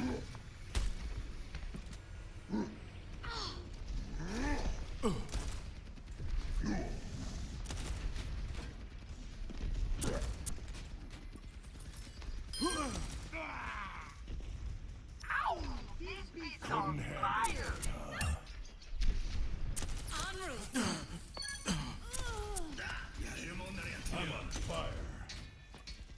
Retaliation is swift.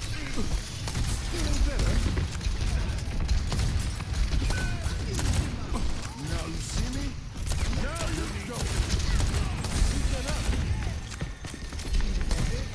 Immortality field destroyed. Field destroyed.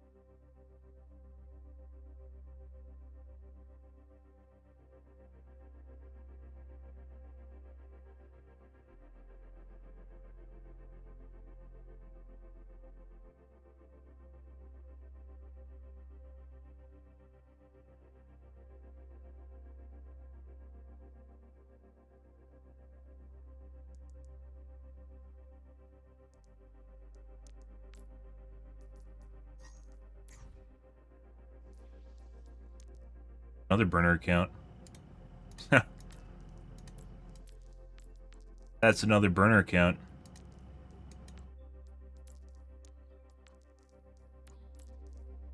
Enough games to get ranked on his burner. Good for him. Used to be a Mercy main. Congratulations on no longer being a Mercy main.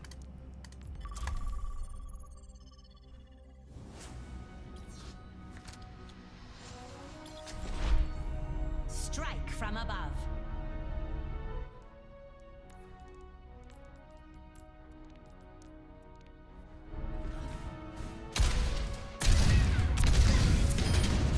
Double, you weren't blocking the skies. Double, I'm on top of the world. Double.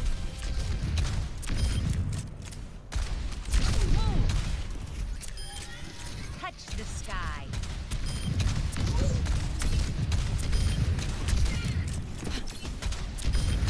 When I'm hitting my shots, you double touch me.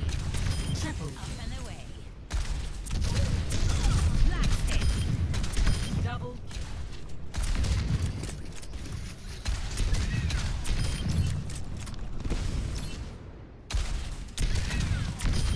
Picked off. Double. Triple kill. We strike again and again. I don't think so. Good.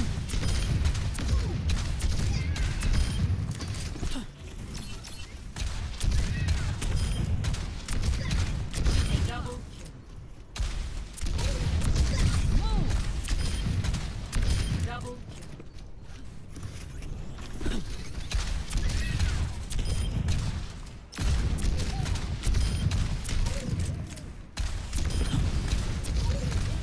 Double messy, but we got it done. Triple kill.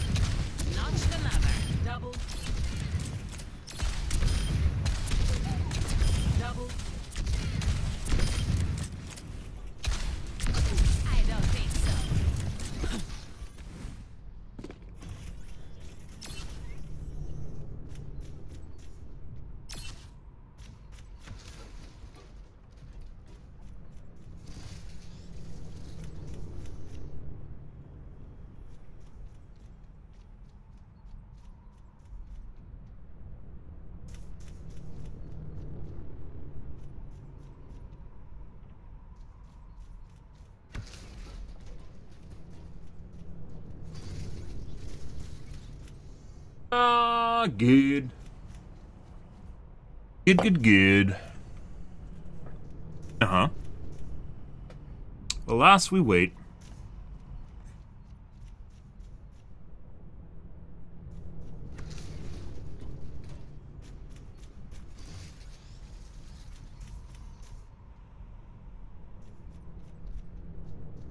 You guys are having a good morning, chat.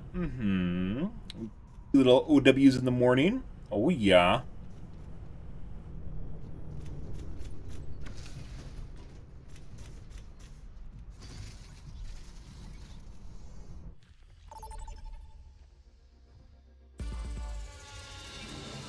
Prepare your defenses. Select your hero.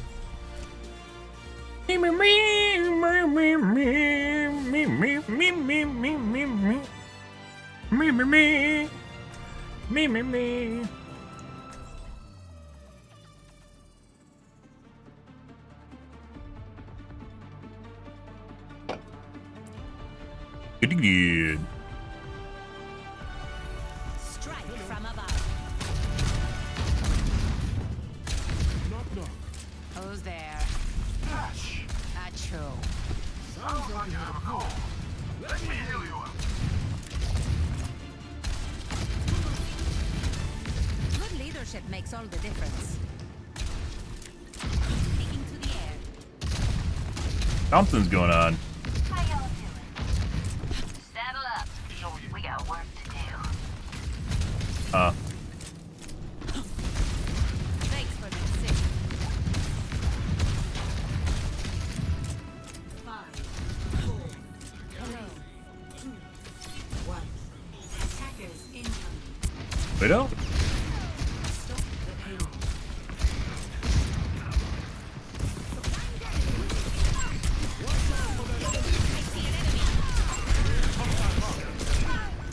And 2-tap.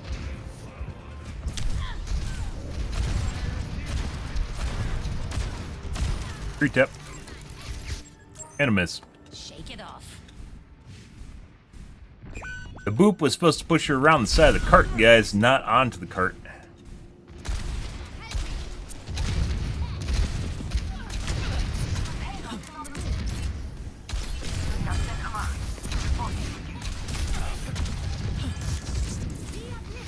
will not waste this opportunity. Excellent teamwork.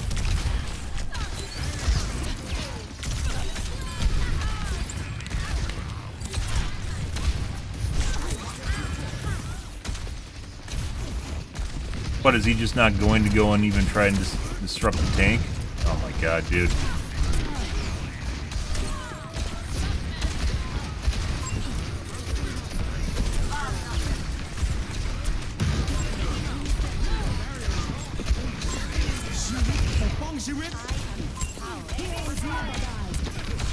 Justice reigns from above.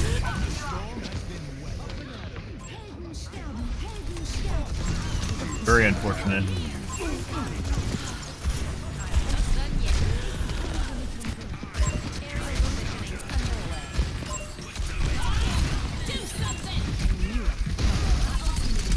Oh.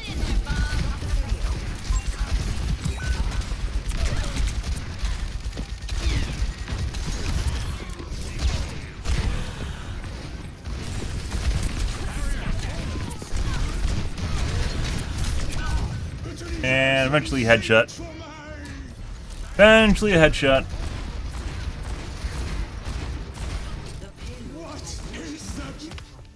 Enjoying the view? Repositioning. Up and away.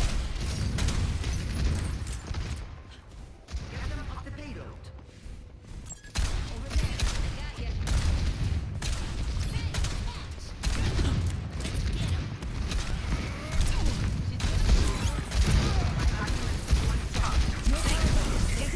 Oh my god.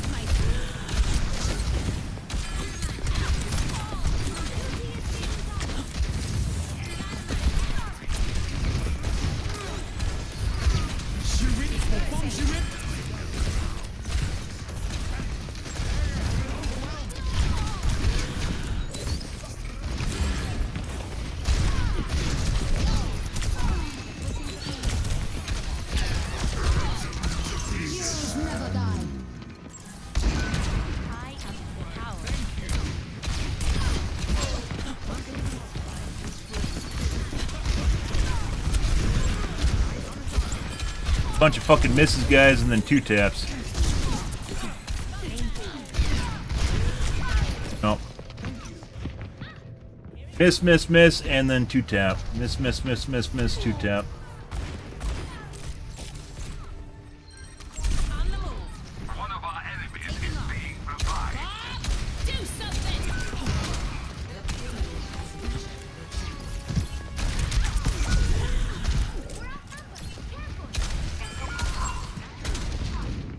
Oh.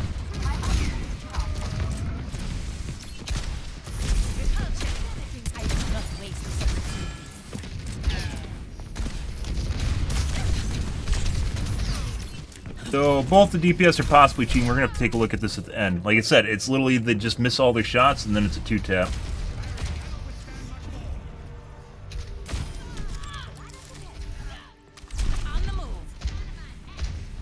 Universum singt for mig!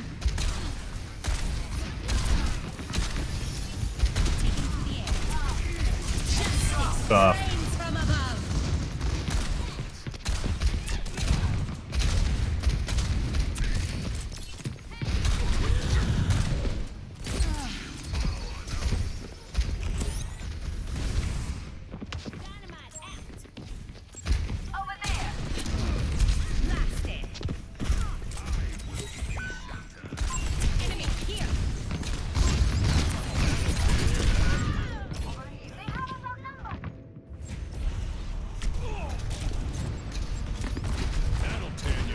Basically fucking hard locked my chest, guys.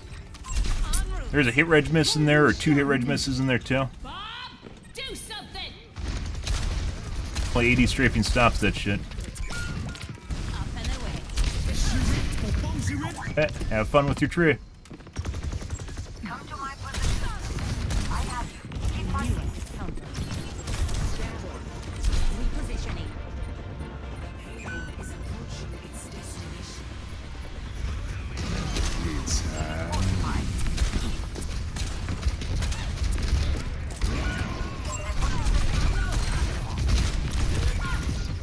Good.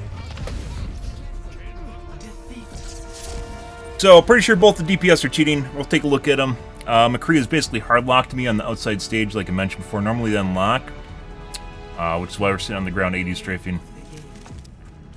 Alright. Good shit. Both of them are the same, which is they go from hitting nothing to 2 and 3 taps, and back to hitting nothing again. Which is a way to stop you from getting stat banned, and it's very effective because there's almost nothing you can do against 2 taps. Mercy cannot out-heal that in any way, shape, or form.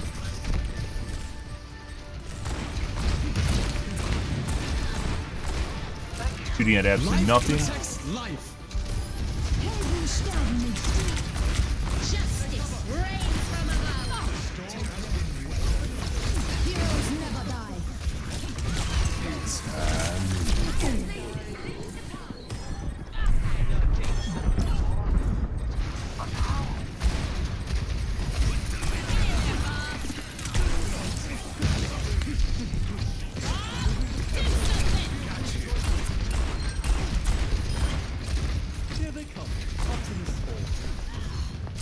Or reaction.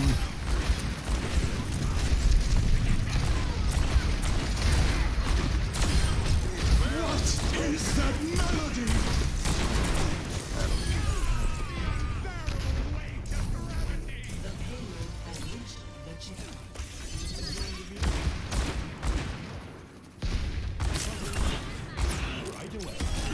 I'm on fire, pushing the payload. Thank you, much obliged. Time for spring.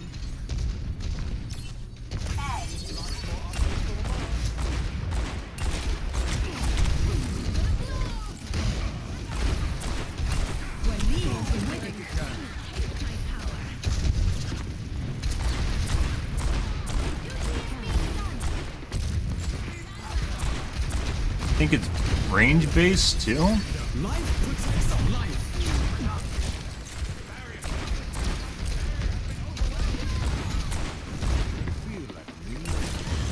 Bunch of people through walls.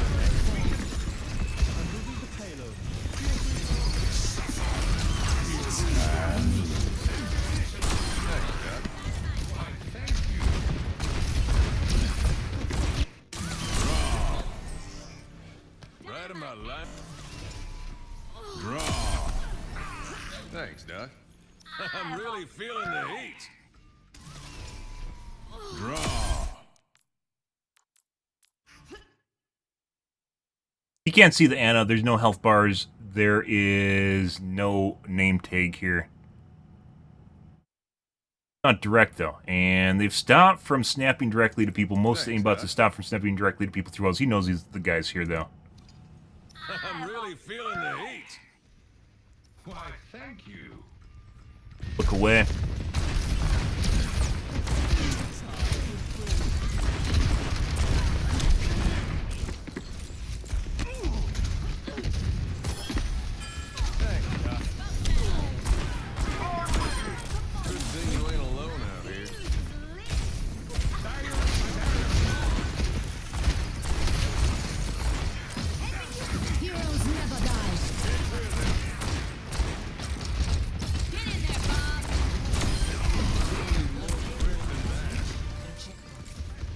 Pretty sure it's distance-based. No, we're close to the Anna. Not exactly sure where the fuck he's looking. I'm really feeling the heat.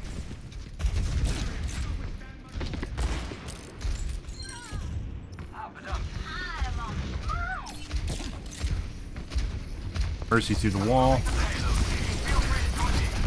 Very certain this is distance-based. I'd say it has three distinct differences. One within about 15 feet, which is he's 100% accurate.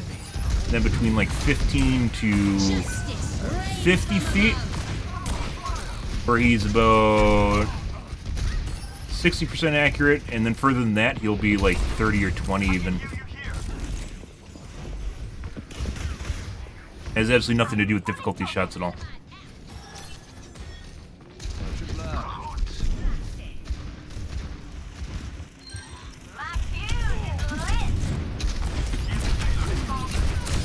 Those two misses there were hit reg, by the way. It was basically hard locked me. It was like, huh, maybe we should take a look at this.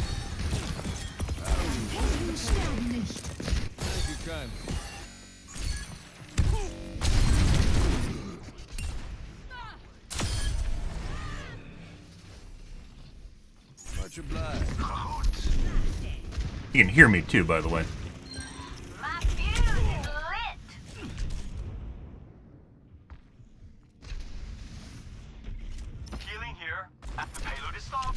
As an instant?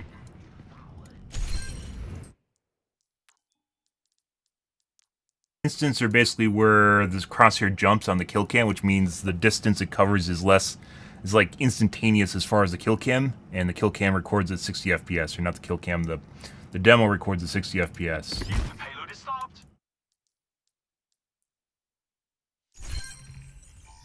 Which means he's 100% cheating. If that's the case, 5,000% cheating. At your convenience. The payload is stopped. Right there. That is an instant.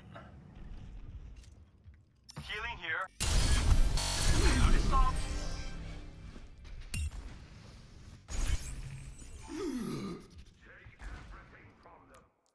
Again?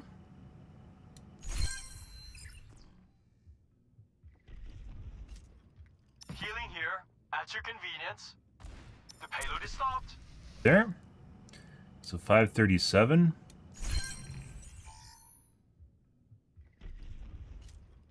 Healing here. At your convenience.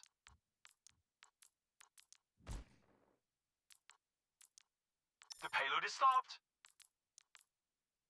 There.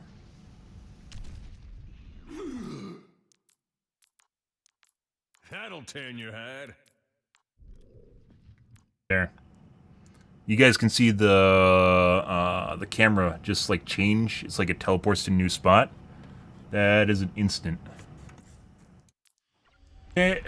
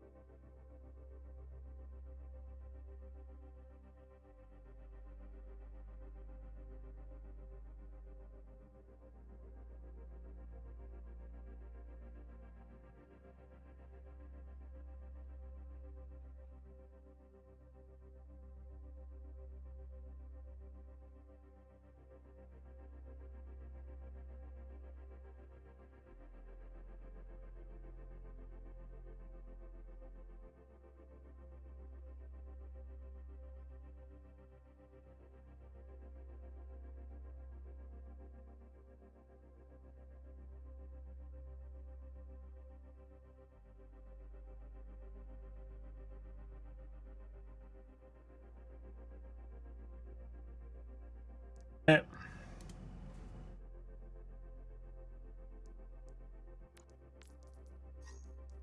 Alrighty, now let's take a look at the ash. That's a diamond. Fucking it's a gold. When did he buy his training wheels? Season 3. That's a gold, guys. It's a gold with a fucking aimbot. Do you ever meet a diamond that is, like, basically hardlocks to you in close quarters? Yeah, no. Even a top 500, that would be fucking weird. Yeah. Nope, he bought his training wheels in Season 3, apparently. Good for him. Congratulations. I mean, it's entirely possible he could have ground a diamond, but not with the way his aim looks in that game. I'd expect a diamond to actually be a lot less accurate than that. Take a look at Ash. That's a weird one. Normally people don't use distance-based aimbots, and they'll do like a manual toggle or something. I'm pretty sure that's a distance-based aimbot, which is why it looks so weird and why you miss a lot of shots at certain ranges, but not at other ranges. And you can miss shots at certain ranges, just not such a stark contrast. Let's take a look at Ash now.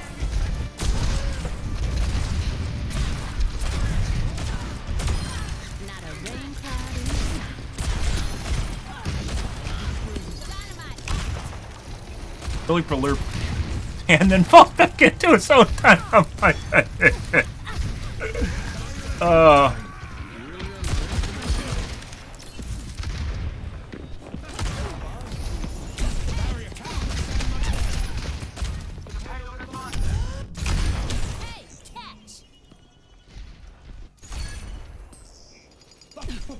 Pre-aim on the Ash right here. Very bland pre-aim on the Ash. You can see the laser, right? But you don't know where the end of the rope is.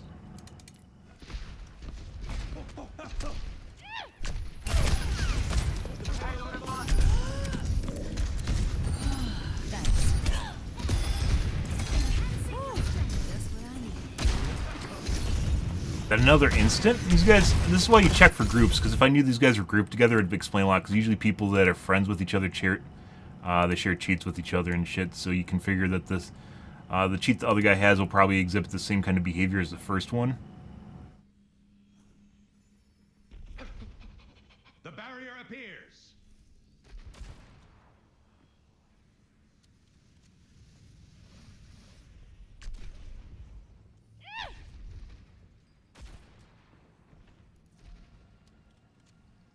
I think this guy's crouch spamming for some stupid reason.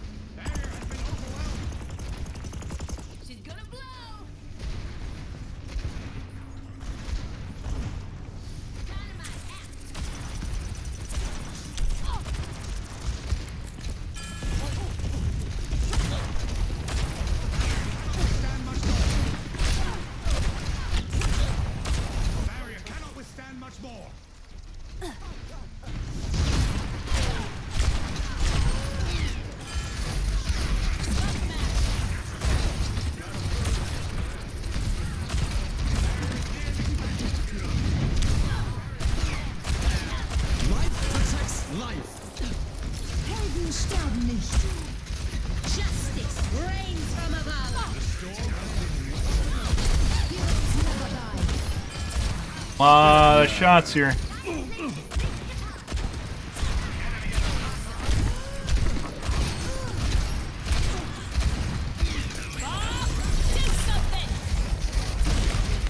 Maybe it was just the McCree. I thought it was the Ash.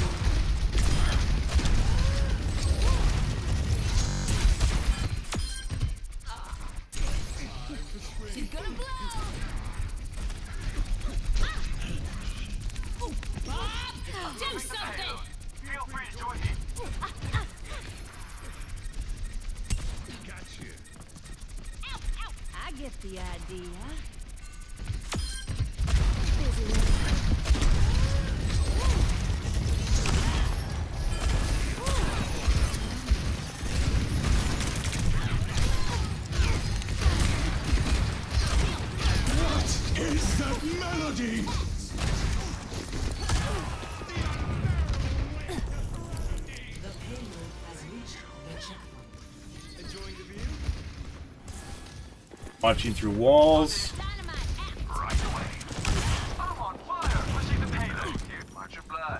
No idea what the fuck he's aiming at right there. Watching directly through walls again.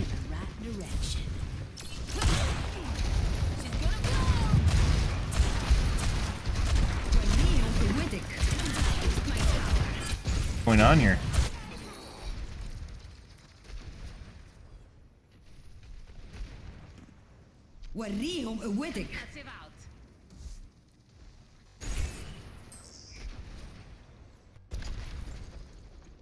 She's gonna blow. Crouch spamming? He is.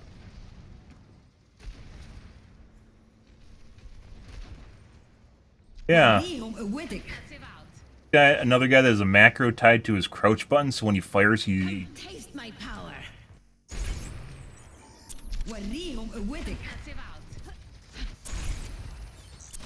crouches.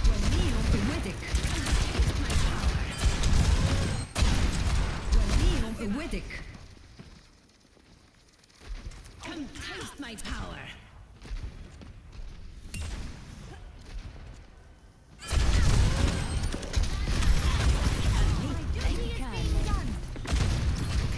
Tried to shoot me through the wall. Life protects life.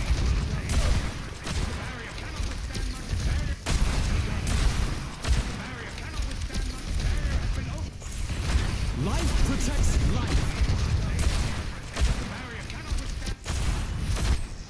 Dispersing. We put them in the ground. Bedankt. What the fuck? Bedankt.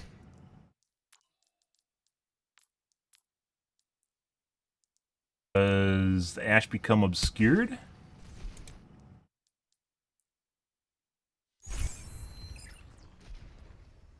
Bedankt.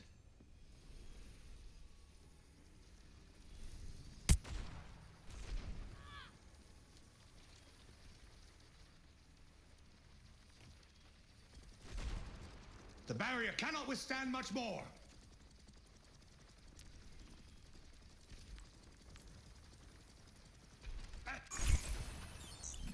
They're hungry for a fight.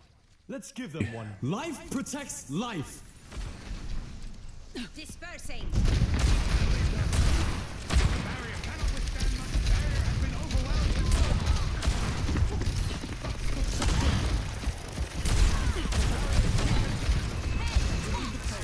You can tell when it detaches and his aim just goes all over the place like it just did.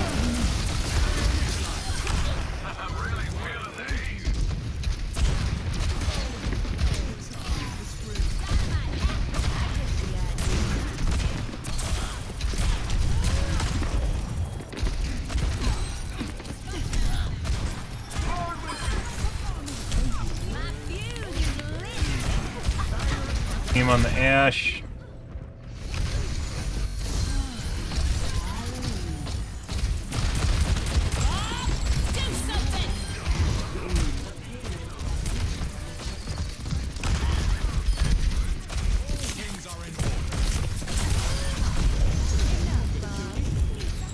Watching me through the wall. Thanks.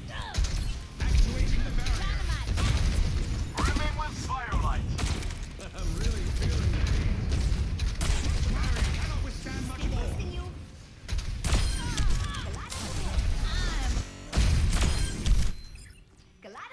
Ah, bedankt.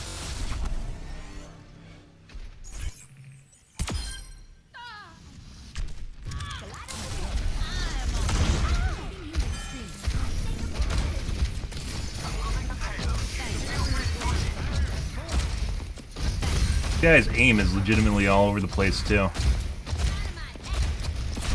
Bunch of misses. Melody.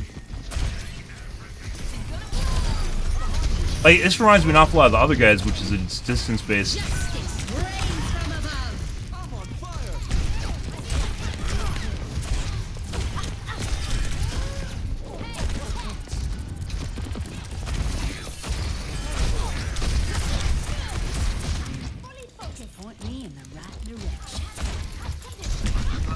just watching people through walls. Doesn't think the guy's actually going to push around the corner because he knows.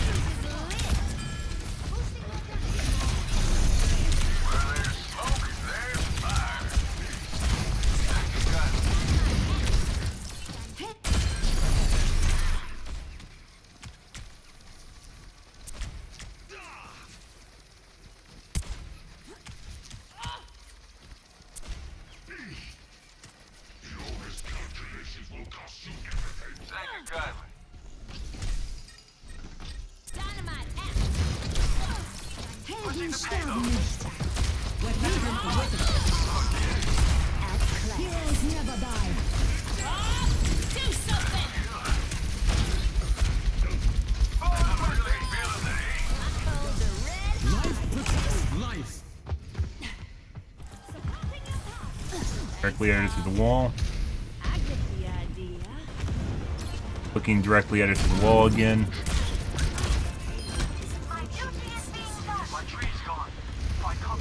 Step right up. It's like he flicks to the target, he's on target, and then it flicks again, and double flicks. Basically, each time he fires, you see that on the RAM. A couple different instances there. Alright.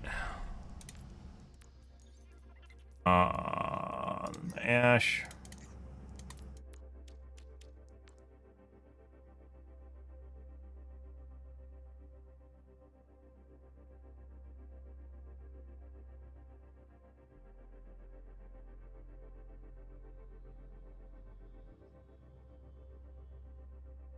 Morning, Norlander. How's your day going, dude?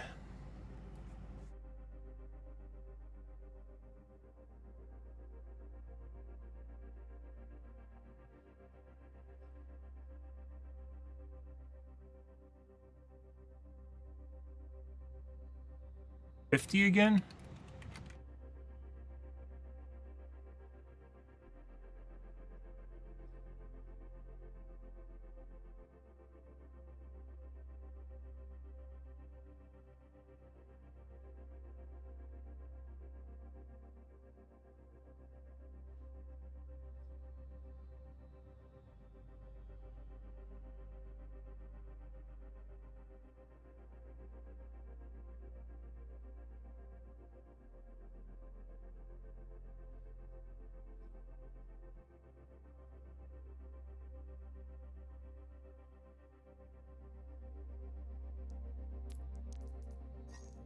I think these two were grouped together. We didn't check groups. Once again, this is why you check groups. This is exactly why you check. It's another fucking gold. I bet these guys, I 100% bet these two fucks know each other, and we didn't check. Yeah. Yeah. Ah! Finished it with the sauna. Oh, you gotta be careful with that. Losing weight through water is always nice, but your body needs water. But do you? Never actually used the sauna. There's a whole kind of thing surrounding people that use what's it called, sweat weight or whatever, where basically you try to work out hard and then you use a sauna to remove even more water from your body, but that's usually really, really hard on your body. There's a name for it.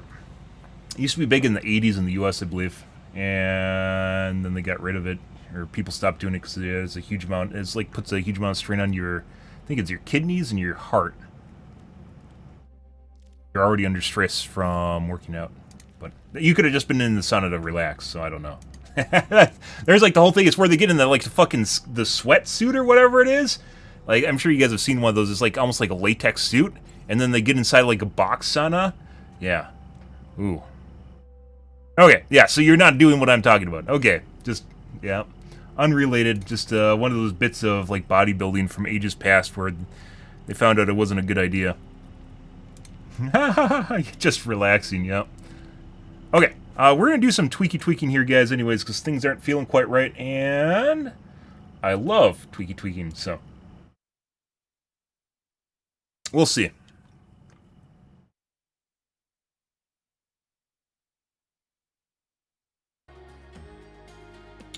Let's see. Fuck with all the things. Ah!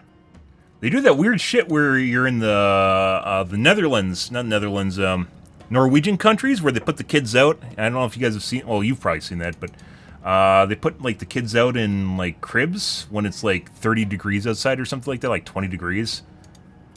Yeah, ridiculous. But I mean, it's actually like they obviously keep them appropriate temperature so they don't get frostburn or whatever, but frostbite.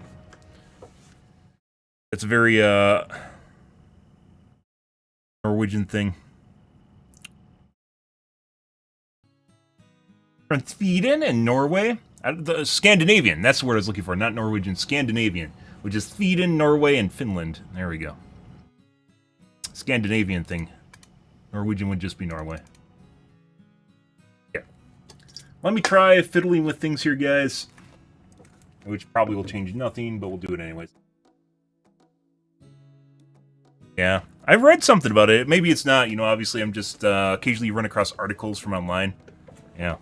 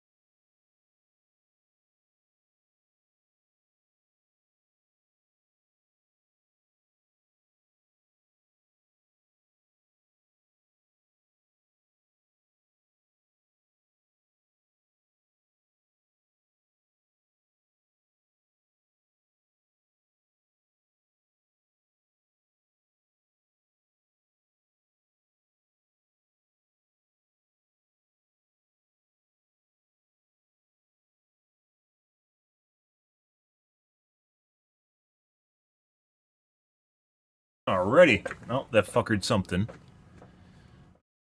Good. Just the way you guys like it. Yeah, I mean, it's actually, apparently it's actually really good for your health in general. Huh. What's going on here? I think my computer just locked up. Oh.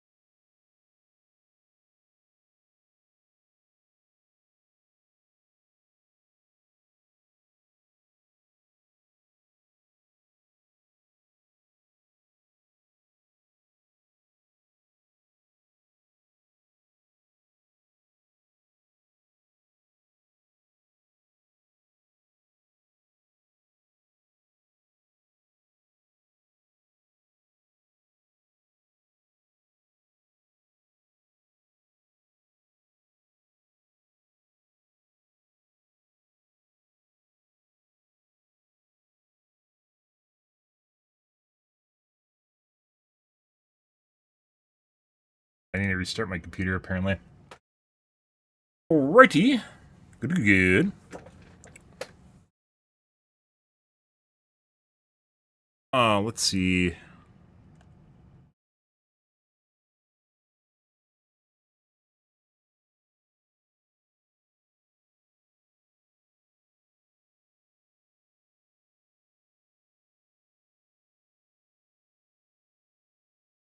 Norway. It is Norwegian. Norwegians believe that the cold helps babies have better health, strengthens their immune system. They link that, and they think that's the fresh air helps.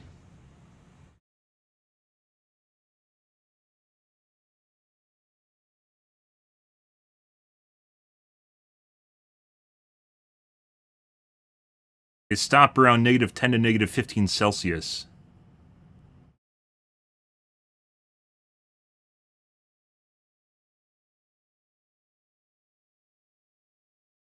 And that's not the same, by the way, as just leaving them out. They dress them up, obviously, just like you would if you were just going to be out in the cold. Interesting. Norway.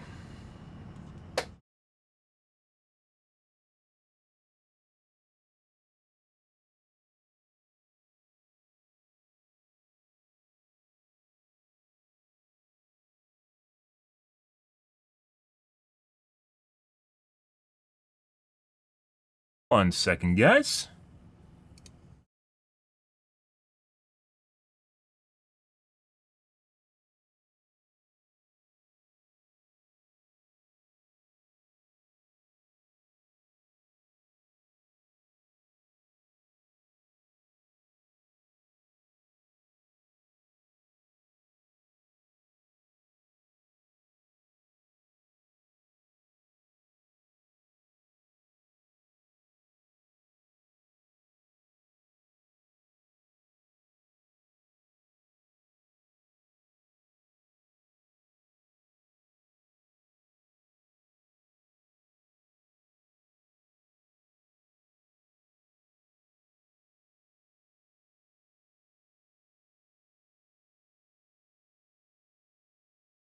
Fiddling with my monitors. Yeah.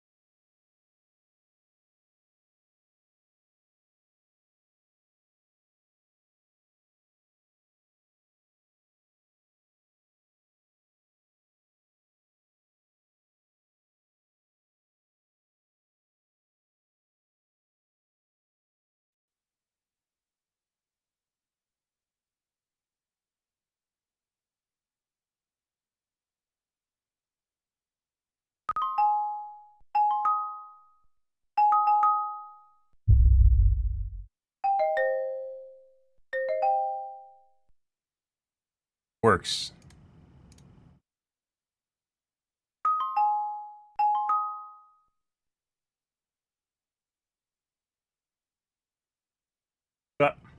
Well, all for naught, not for all? Let's find out.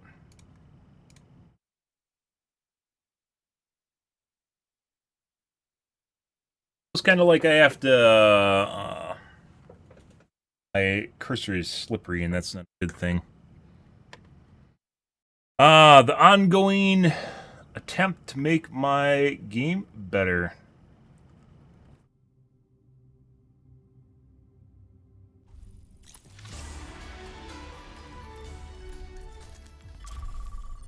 And find out it does absolutely nothing.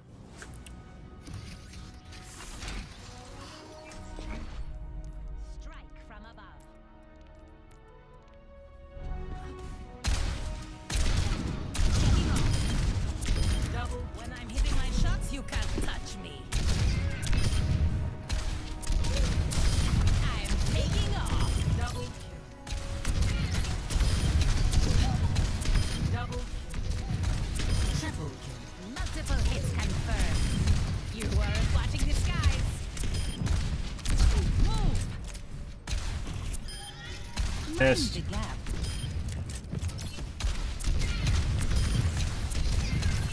Double kill. Triple kill. Aerial positioning underway. Well deserved. Double kill. Triple kill. En route. Aww. Put me on a West Coast server. I don't even know if that's West Coast. West Coast is normally 70 MS. 87 would be like, maybe, I don't actually know. Central America? When I'm hitting my shots, you can't touch. Oh, there's a Central America. No, actually, that would be West Coast. Since East Coast servers are 22, but East Coast practice range is 40. Whatever reason.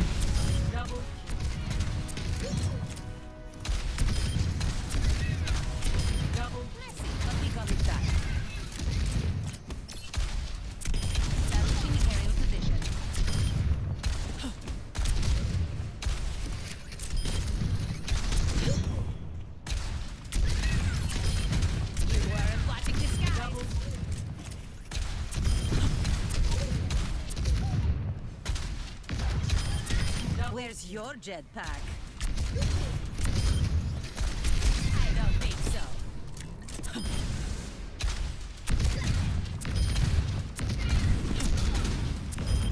Well deserved. Aerial positioning. Clicks aren't going where I want it to, guys.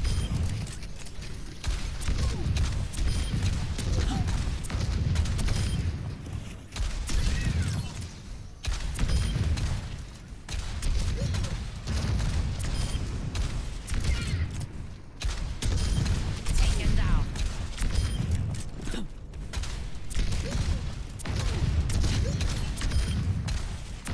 Missing quite a bit, actually.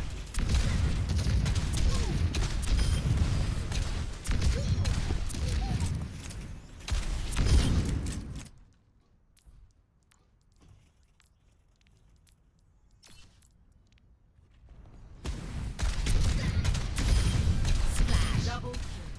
Triple kill. Multiple hits confirmed. Up and away. Scatter.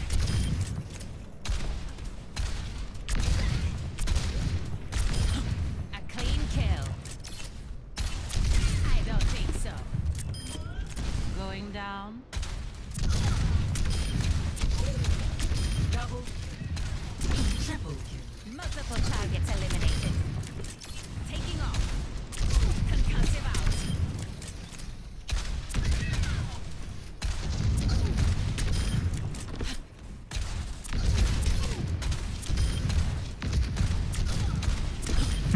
Swish.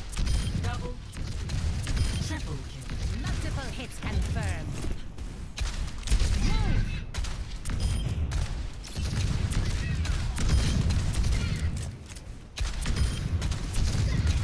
Double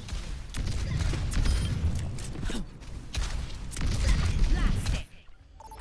Alright. Nice game. Well, let's see how this works. I don't think this is going to work good. This already feels like shit. Select your hero. Give it a go, guys.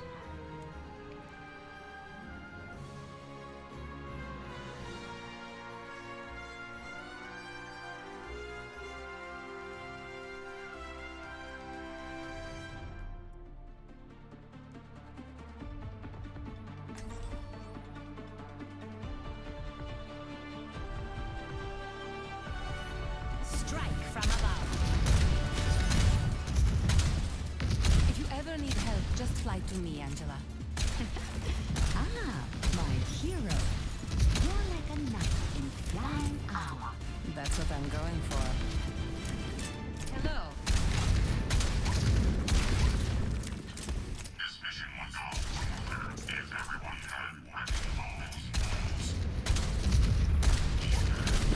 Tee hee hee tee hee hee.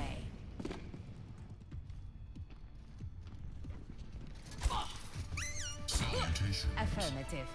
5, 4, 3, 2, 1. Well, good. Let's get the payload going. What? Sniper prepared. It's my E. I was gonna go for E on them. Oh yeah. Click. Shake it off. Up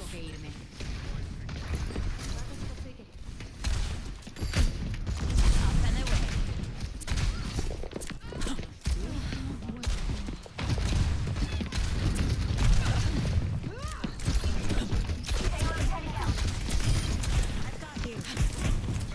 Thanks for the stick.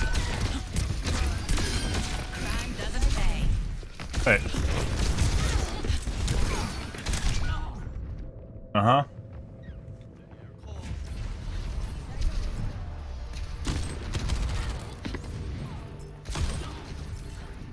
On target. Didn't pull the trigger till later. Good. Let's get the payload going.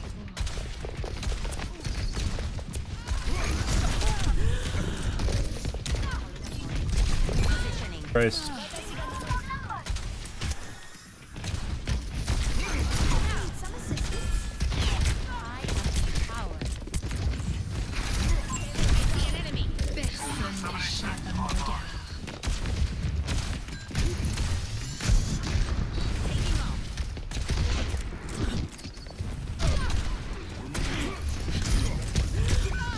Okay, I lost my mercy apparently.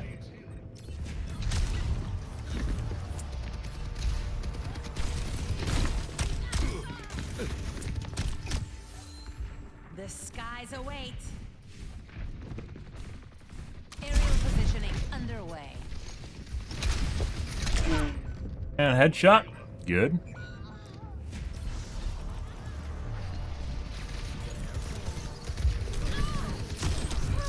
Yeah? This guy's aim is legitimately all over the fucking place. And it conveniently just snaps directly to me. Completely different aim than when he was struggling to find a target.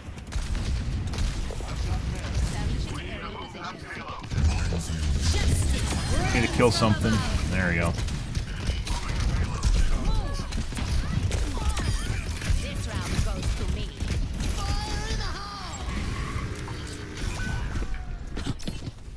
Enemy over here.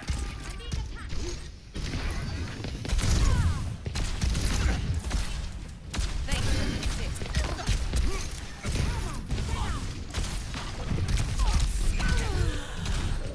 Alright, Mercy.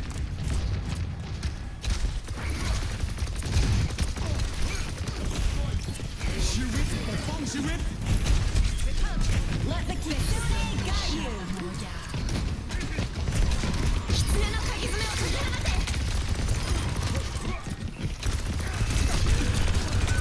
That's 3 in a row.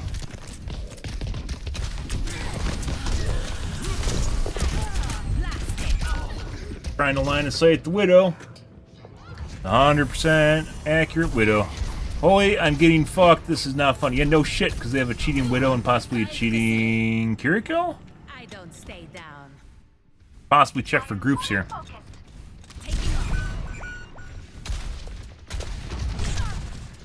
Bye. Or reaction time. Reaction time again.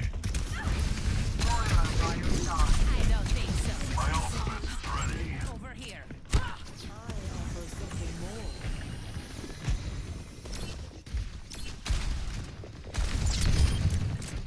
Increasing altitude. There's the Widow. Meteor strike. Expect resistance. I am ready.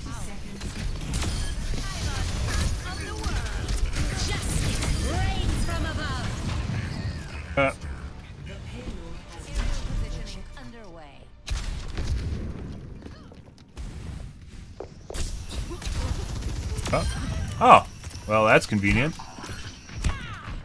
Okay.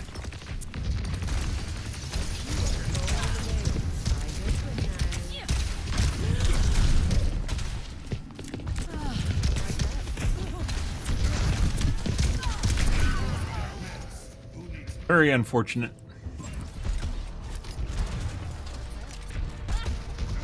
Yeah? Okay, clip. Good. The skies await. En route. Widow's cheating. I'm not sure about the Kiriko.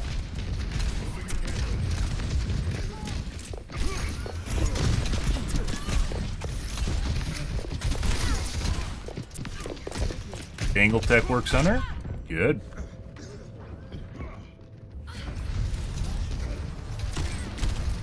Aim is vibrating. Oh, he knows. Uh-huh. Good. Absolutely perfect aim when it snaps to the target. When it doesn't, it's jittery and all over the fucking place. Good.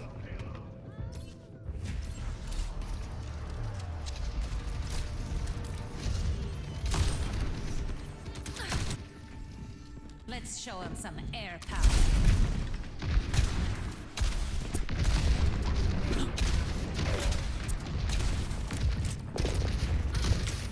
Oh. Wait, can we... I didn't even realize there's a good angle for a lamp tech here. You might be able to,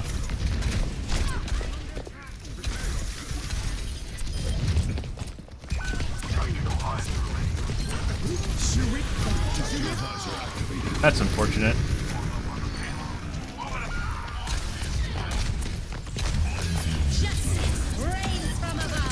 Okay.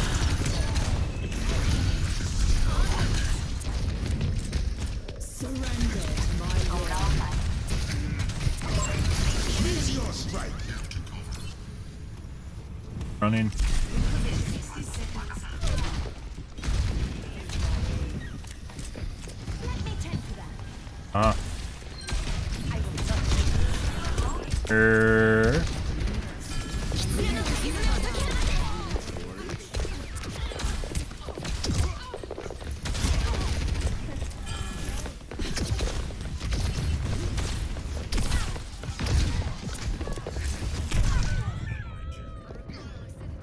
Line of sight, guys. Widow is using a wall hack. Possibly an aimbot. Well, definitely using an aimbot too. We're outnumbered. Be advised. Well. Time is short. Press forward. Repositioning. I just fucked up my jump.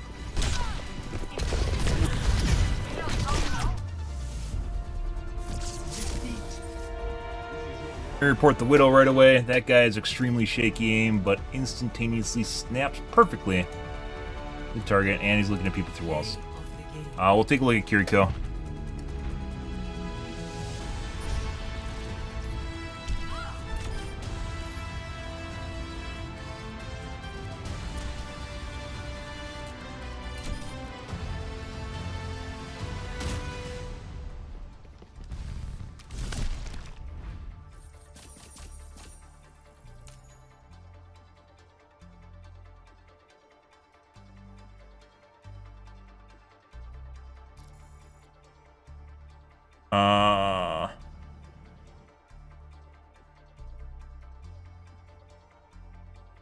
Have enough space.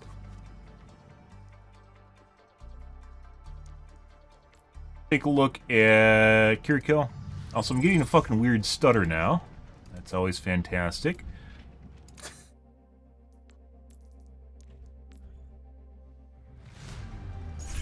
Ready for battle. Healers, depending on which it is, are very difficult to figure out. Mainly because of, I always use their, I don't have a Sombra on our team, do we? No, I don't know what the fuck that is. We do have a Sombra on our team. Looking at theirs.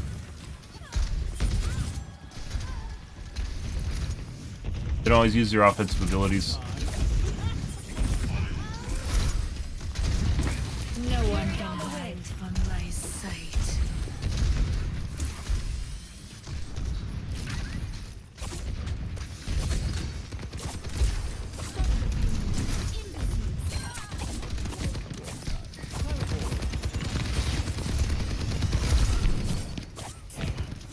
Restoring balance. I'm obviously the most precious. As Kiriko through the wall, when he's chasing the hamster.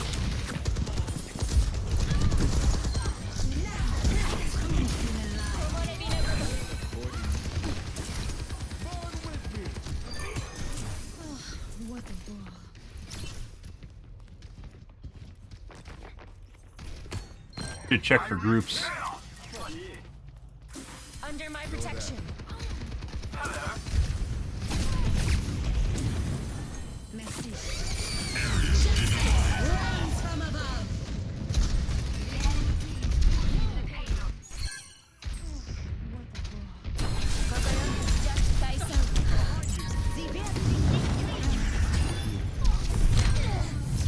Oh, the dangle tech worked on the Widow too.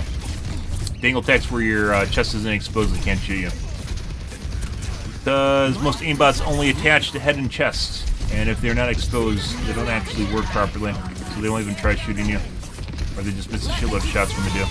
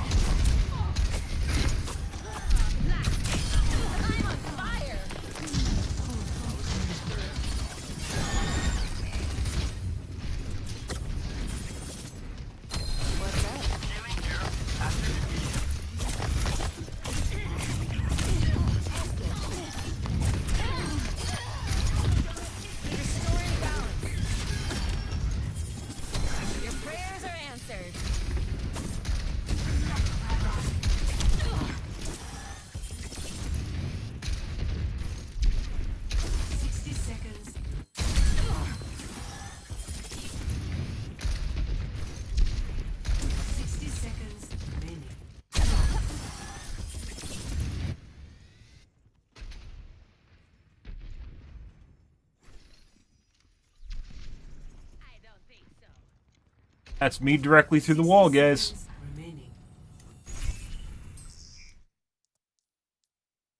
Yeah. Good. It looks relatively normal, right? Yeah, he's keeping track of the Doomfist, whatever.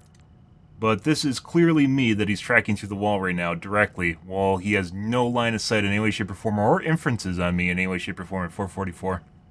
He's done this a couple times, but this is the most obvious one we've seen so far. That's me.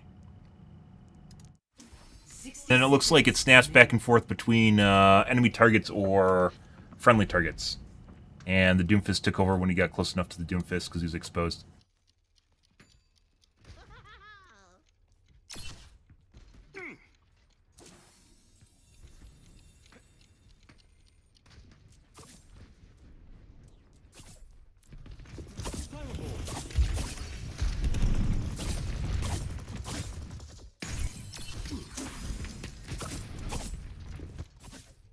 Climb aboard.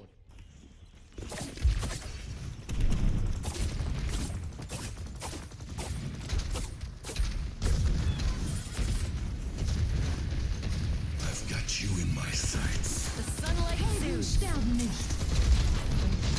Incoming.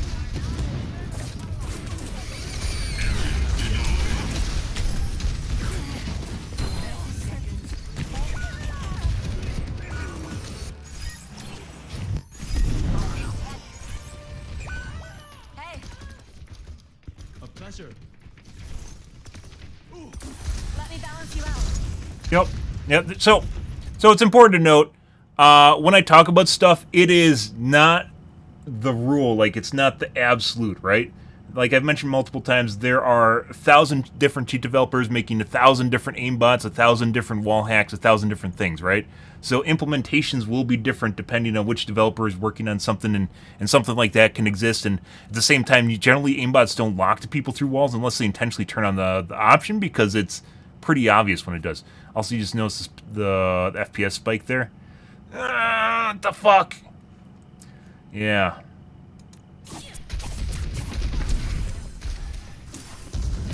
What's up? You guys just watch. Pretty sure he's just watching people through walls. Obviously, the cart's there. often double flicks. You'll see them go like this. So you'll see like an L or a Z flick when he, not a Z flick, L or a V flick, where he goes and a double back. So his actual flick goes to one spot and then it snaps to the location.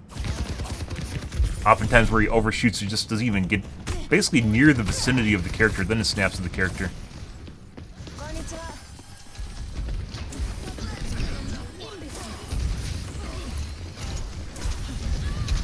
Yes, it does. Well, most have humanization options, depending on what they are, and smoothing options.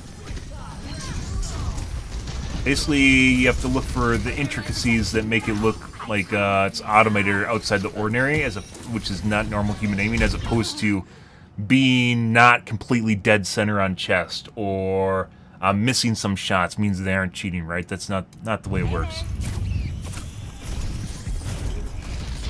Good cheats or good humanization will be almost imperceptible to normal aim, sadly. And it's gotten to this point where I'm pretty sure a lot of streamers are encrusted with cheating, and as such you can't even use what you see on Twitch, for instance, as like the baseline for really good gameplay. It just doesn't work that way. For sure, like really good players have just basically been absorbed into the cheat collective at this point, where not that they don't exist, but rather they're almost indistinguishable from the two, or it's gotten to the point where you just think that just good players are always, like, good cheaters are just always good players. Yeah, don't mention names of cheats, by the way. That's gonna... We don't want to go down that. Don't name names of cheats. Don't name where you can find cheats. I don't cheat myself, obviously. Despite it being really helpful, because then people could actually go and look. I mean, you just literally just type Overwatch cheats into Google, and that's a good place to start for self-education, I think.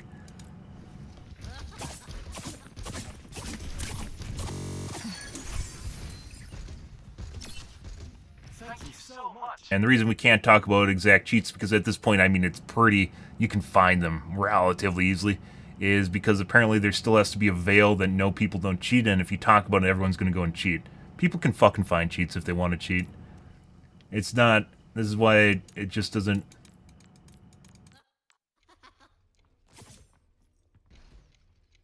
It doesn't work. It hasn't worked for the last 20 years. It still does not work. Pretending that cheats don't exist doesn't work.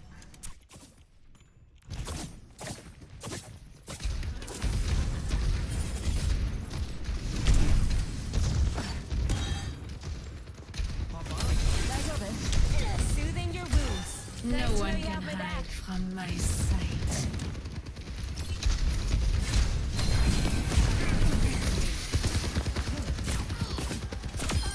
Silly human. Life protects life.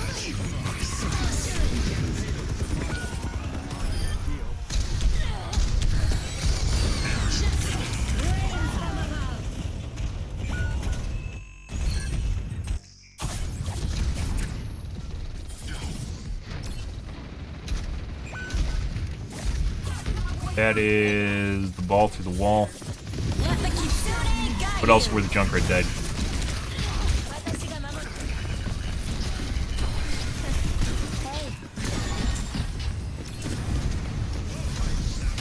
Yeah. Don't mention it in game, just report them.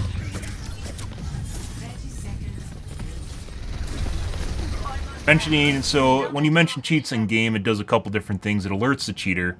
It makes them change their behavior, so if developers watching the demo, they're less likely to get what they actually need out of it. At the same time, they'll do stuff where they may just toggle off, or they'll start targeting you, and that's not going to be fun. I guarantee you, as I've had that happen to me, it's not fun, because then they'll just try to dick on you all match. Yeah.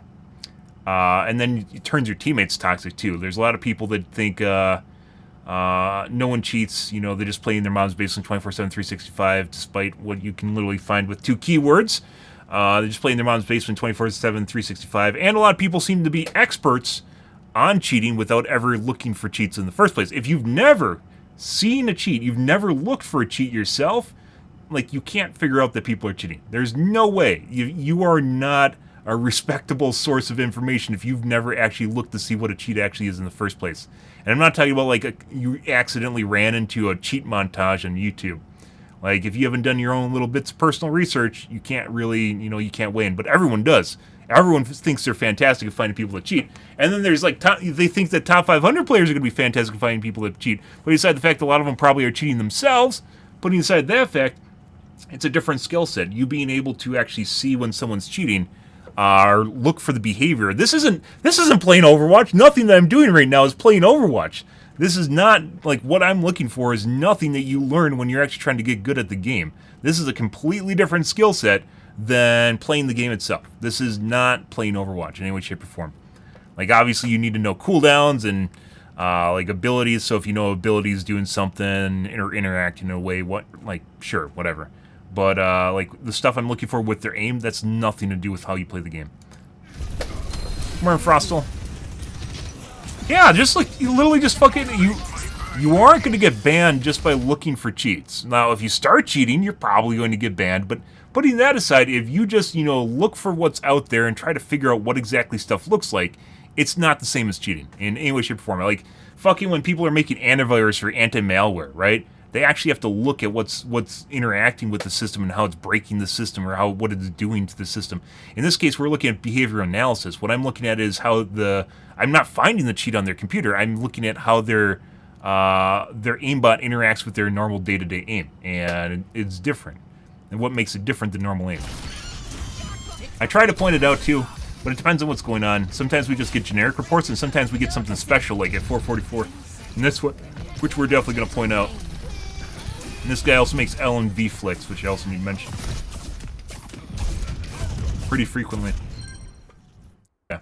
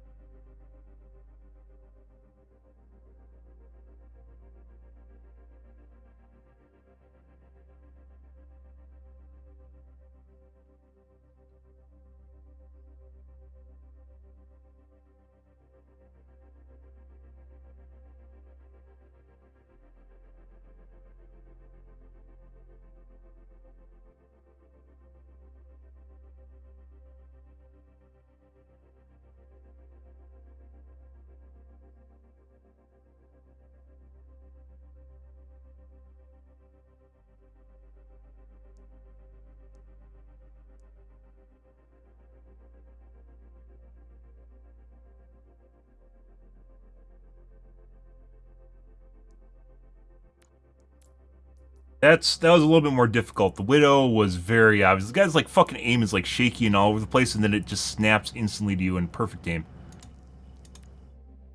No origin story. He's been grandfathered in. That's unfortunate. Occasionally you can see the origin story. There's nothing there, guys. We'll do another one. I have a feeling this is not going to work as far as Thank you, too.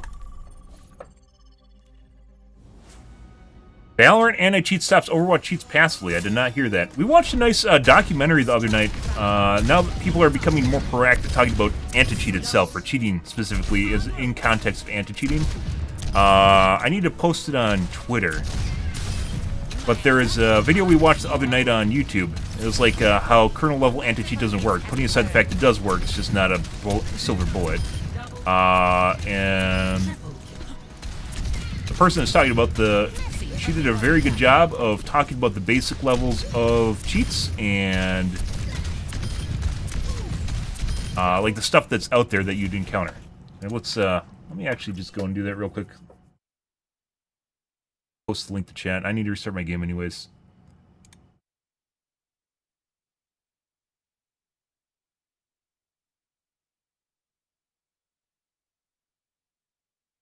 The cheat doesn't work.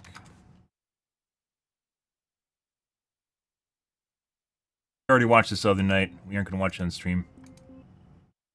Well worth it if you guys are curious about cheating and like want a primer to cheating itself and the different kinds of cheats that are out there. We've talked about all of it, by the way. We've talked about every one of those.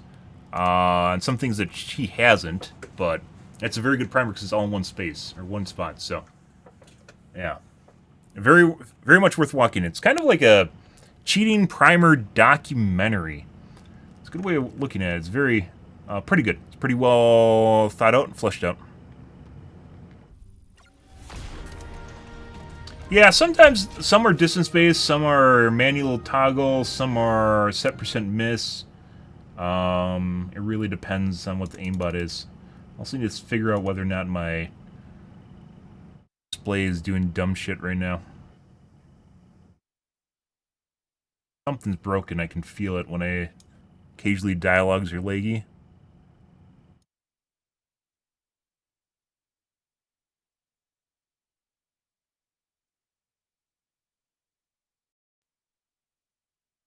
No, it's worth taking a look at, dude. If you're just curious, if you're absolutely curious, or if you have no idea where to start when it comes to cheating and finding people that cheat, it's a good place to look. They don't really talk about, it's not behavior analysis more so like I do.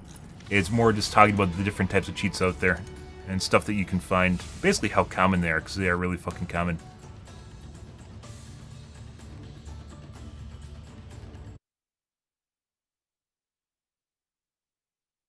Okay, that's right.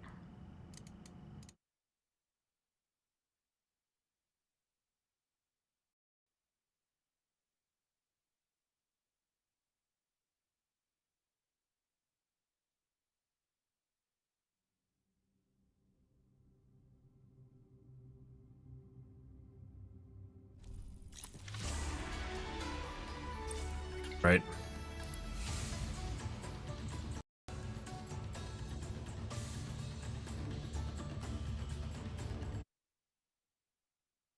Occasionally, Overwatch will actually change the refresh rate of your secondary monitors when you start the game. I don't know why, but it does. Really dumb. Watching it make you a GM gamer? No. What does that even mean? You're gonna be GM ranked by watching it? Anything as far as anti-cheat has anything to do with your rank.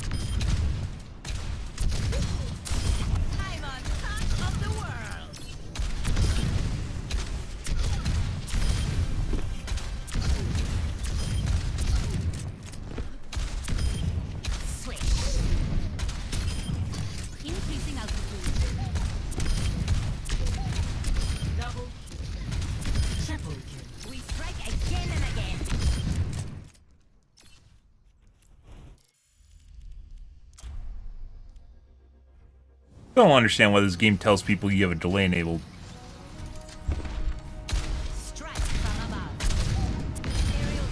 Here's this stream sniper mode. We're trying to help you out in case you're getting stream sniped.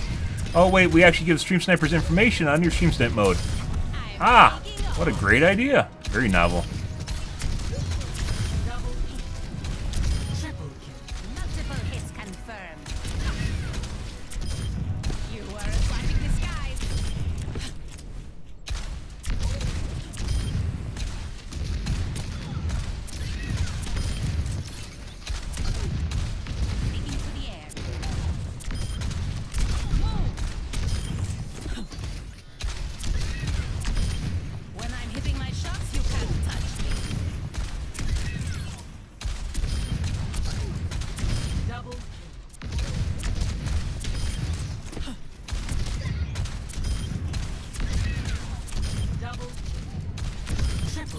Multiple targets eliminated. I don't think so.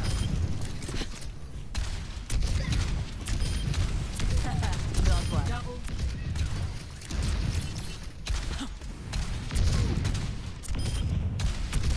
Blasted. Mind the gap. Double kill. Triple kill. Multiple hits confirmed. Quadruple kill. Aerial position. positioning underway. Move! Picked off. Oh, we wait.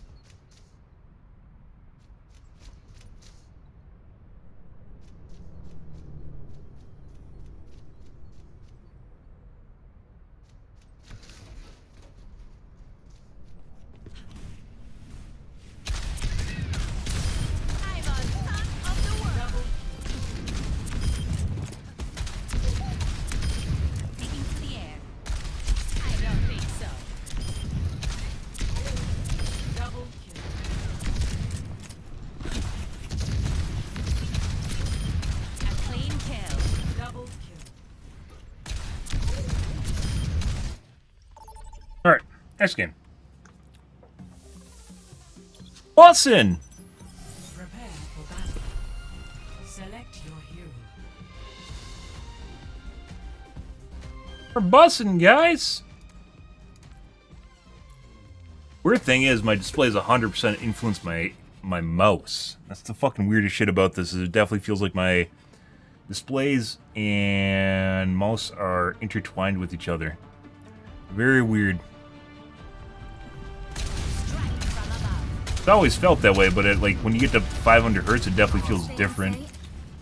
You know, start noticing the weird small shit. Hello. Doctor, are we still meeting for lunch after the seminar today? That was years and years ago. Tee hee hee, Mercy, tee hee hee, tee hee hee. You're flying, Mercy, you're flying. Birds and music.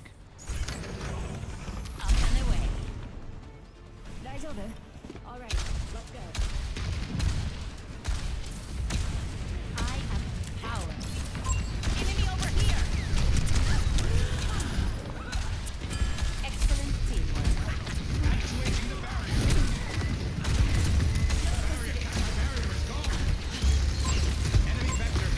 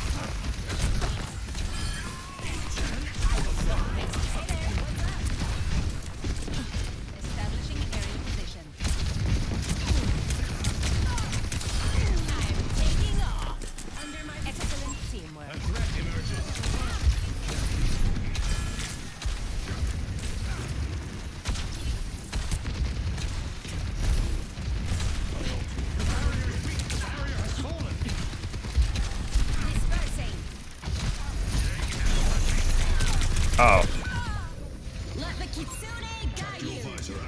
Sometimes I don't actually understand, like, I think it's based on the duration it's on the ground.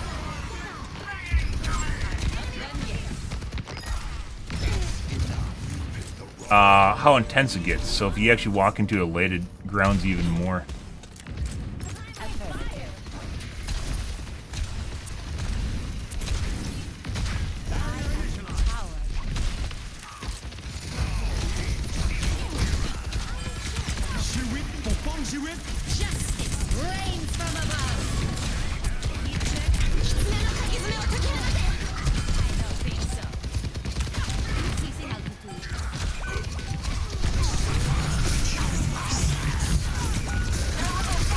Oh, I tried.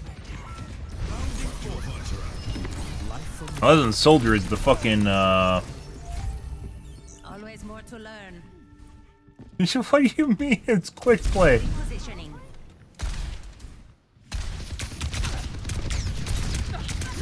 Hi. Restoring downs. Thank you. Why are you trying? Only we're allowed to try. Why are you trying? Stop trying. Wait, someone's actually on ignore? I could really use the rest of my HP. Still could use the rest of my HP. Someone talking? We aren't seeing them? What? Score 1-0.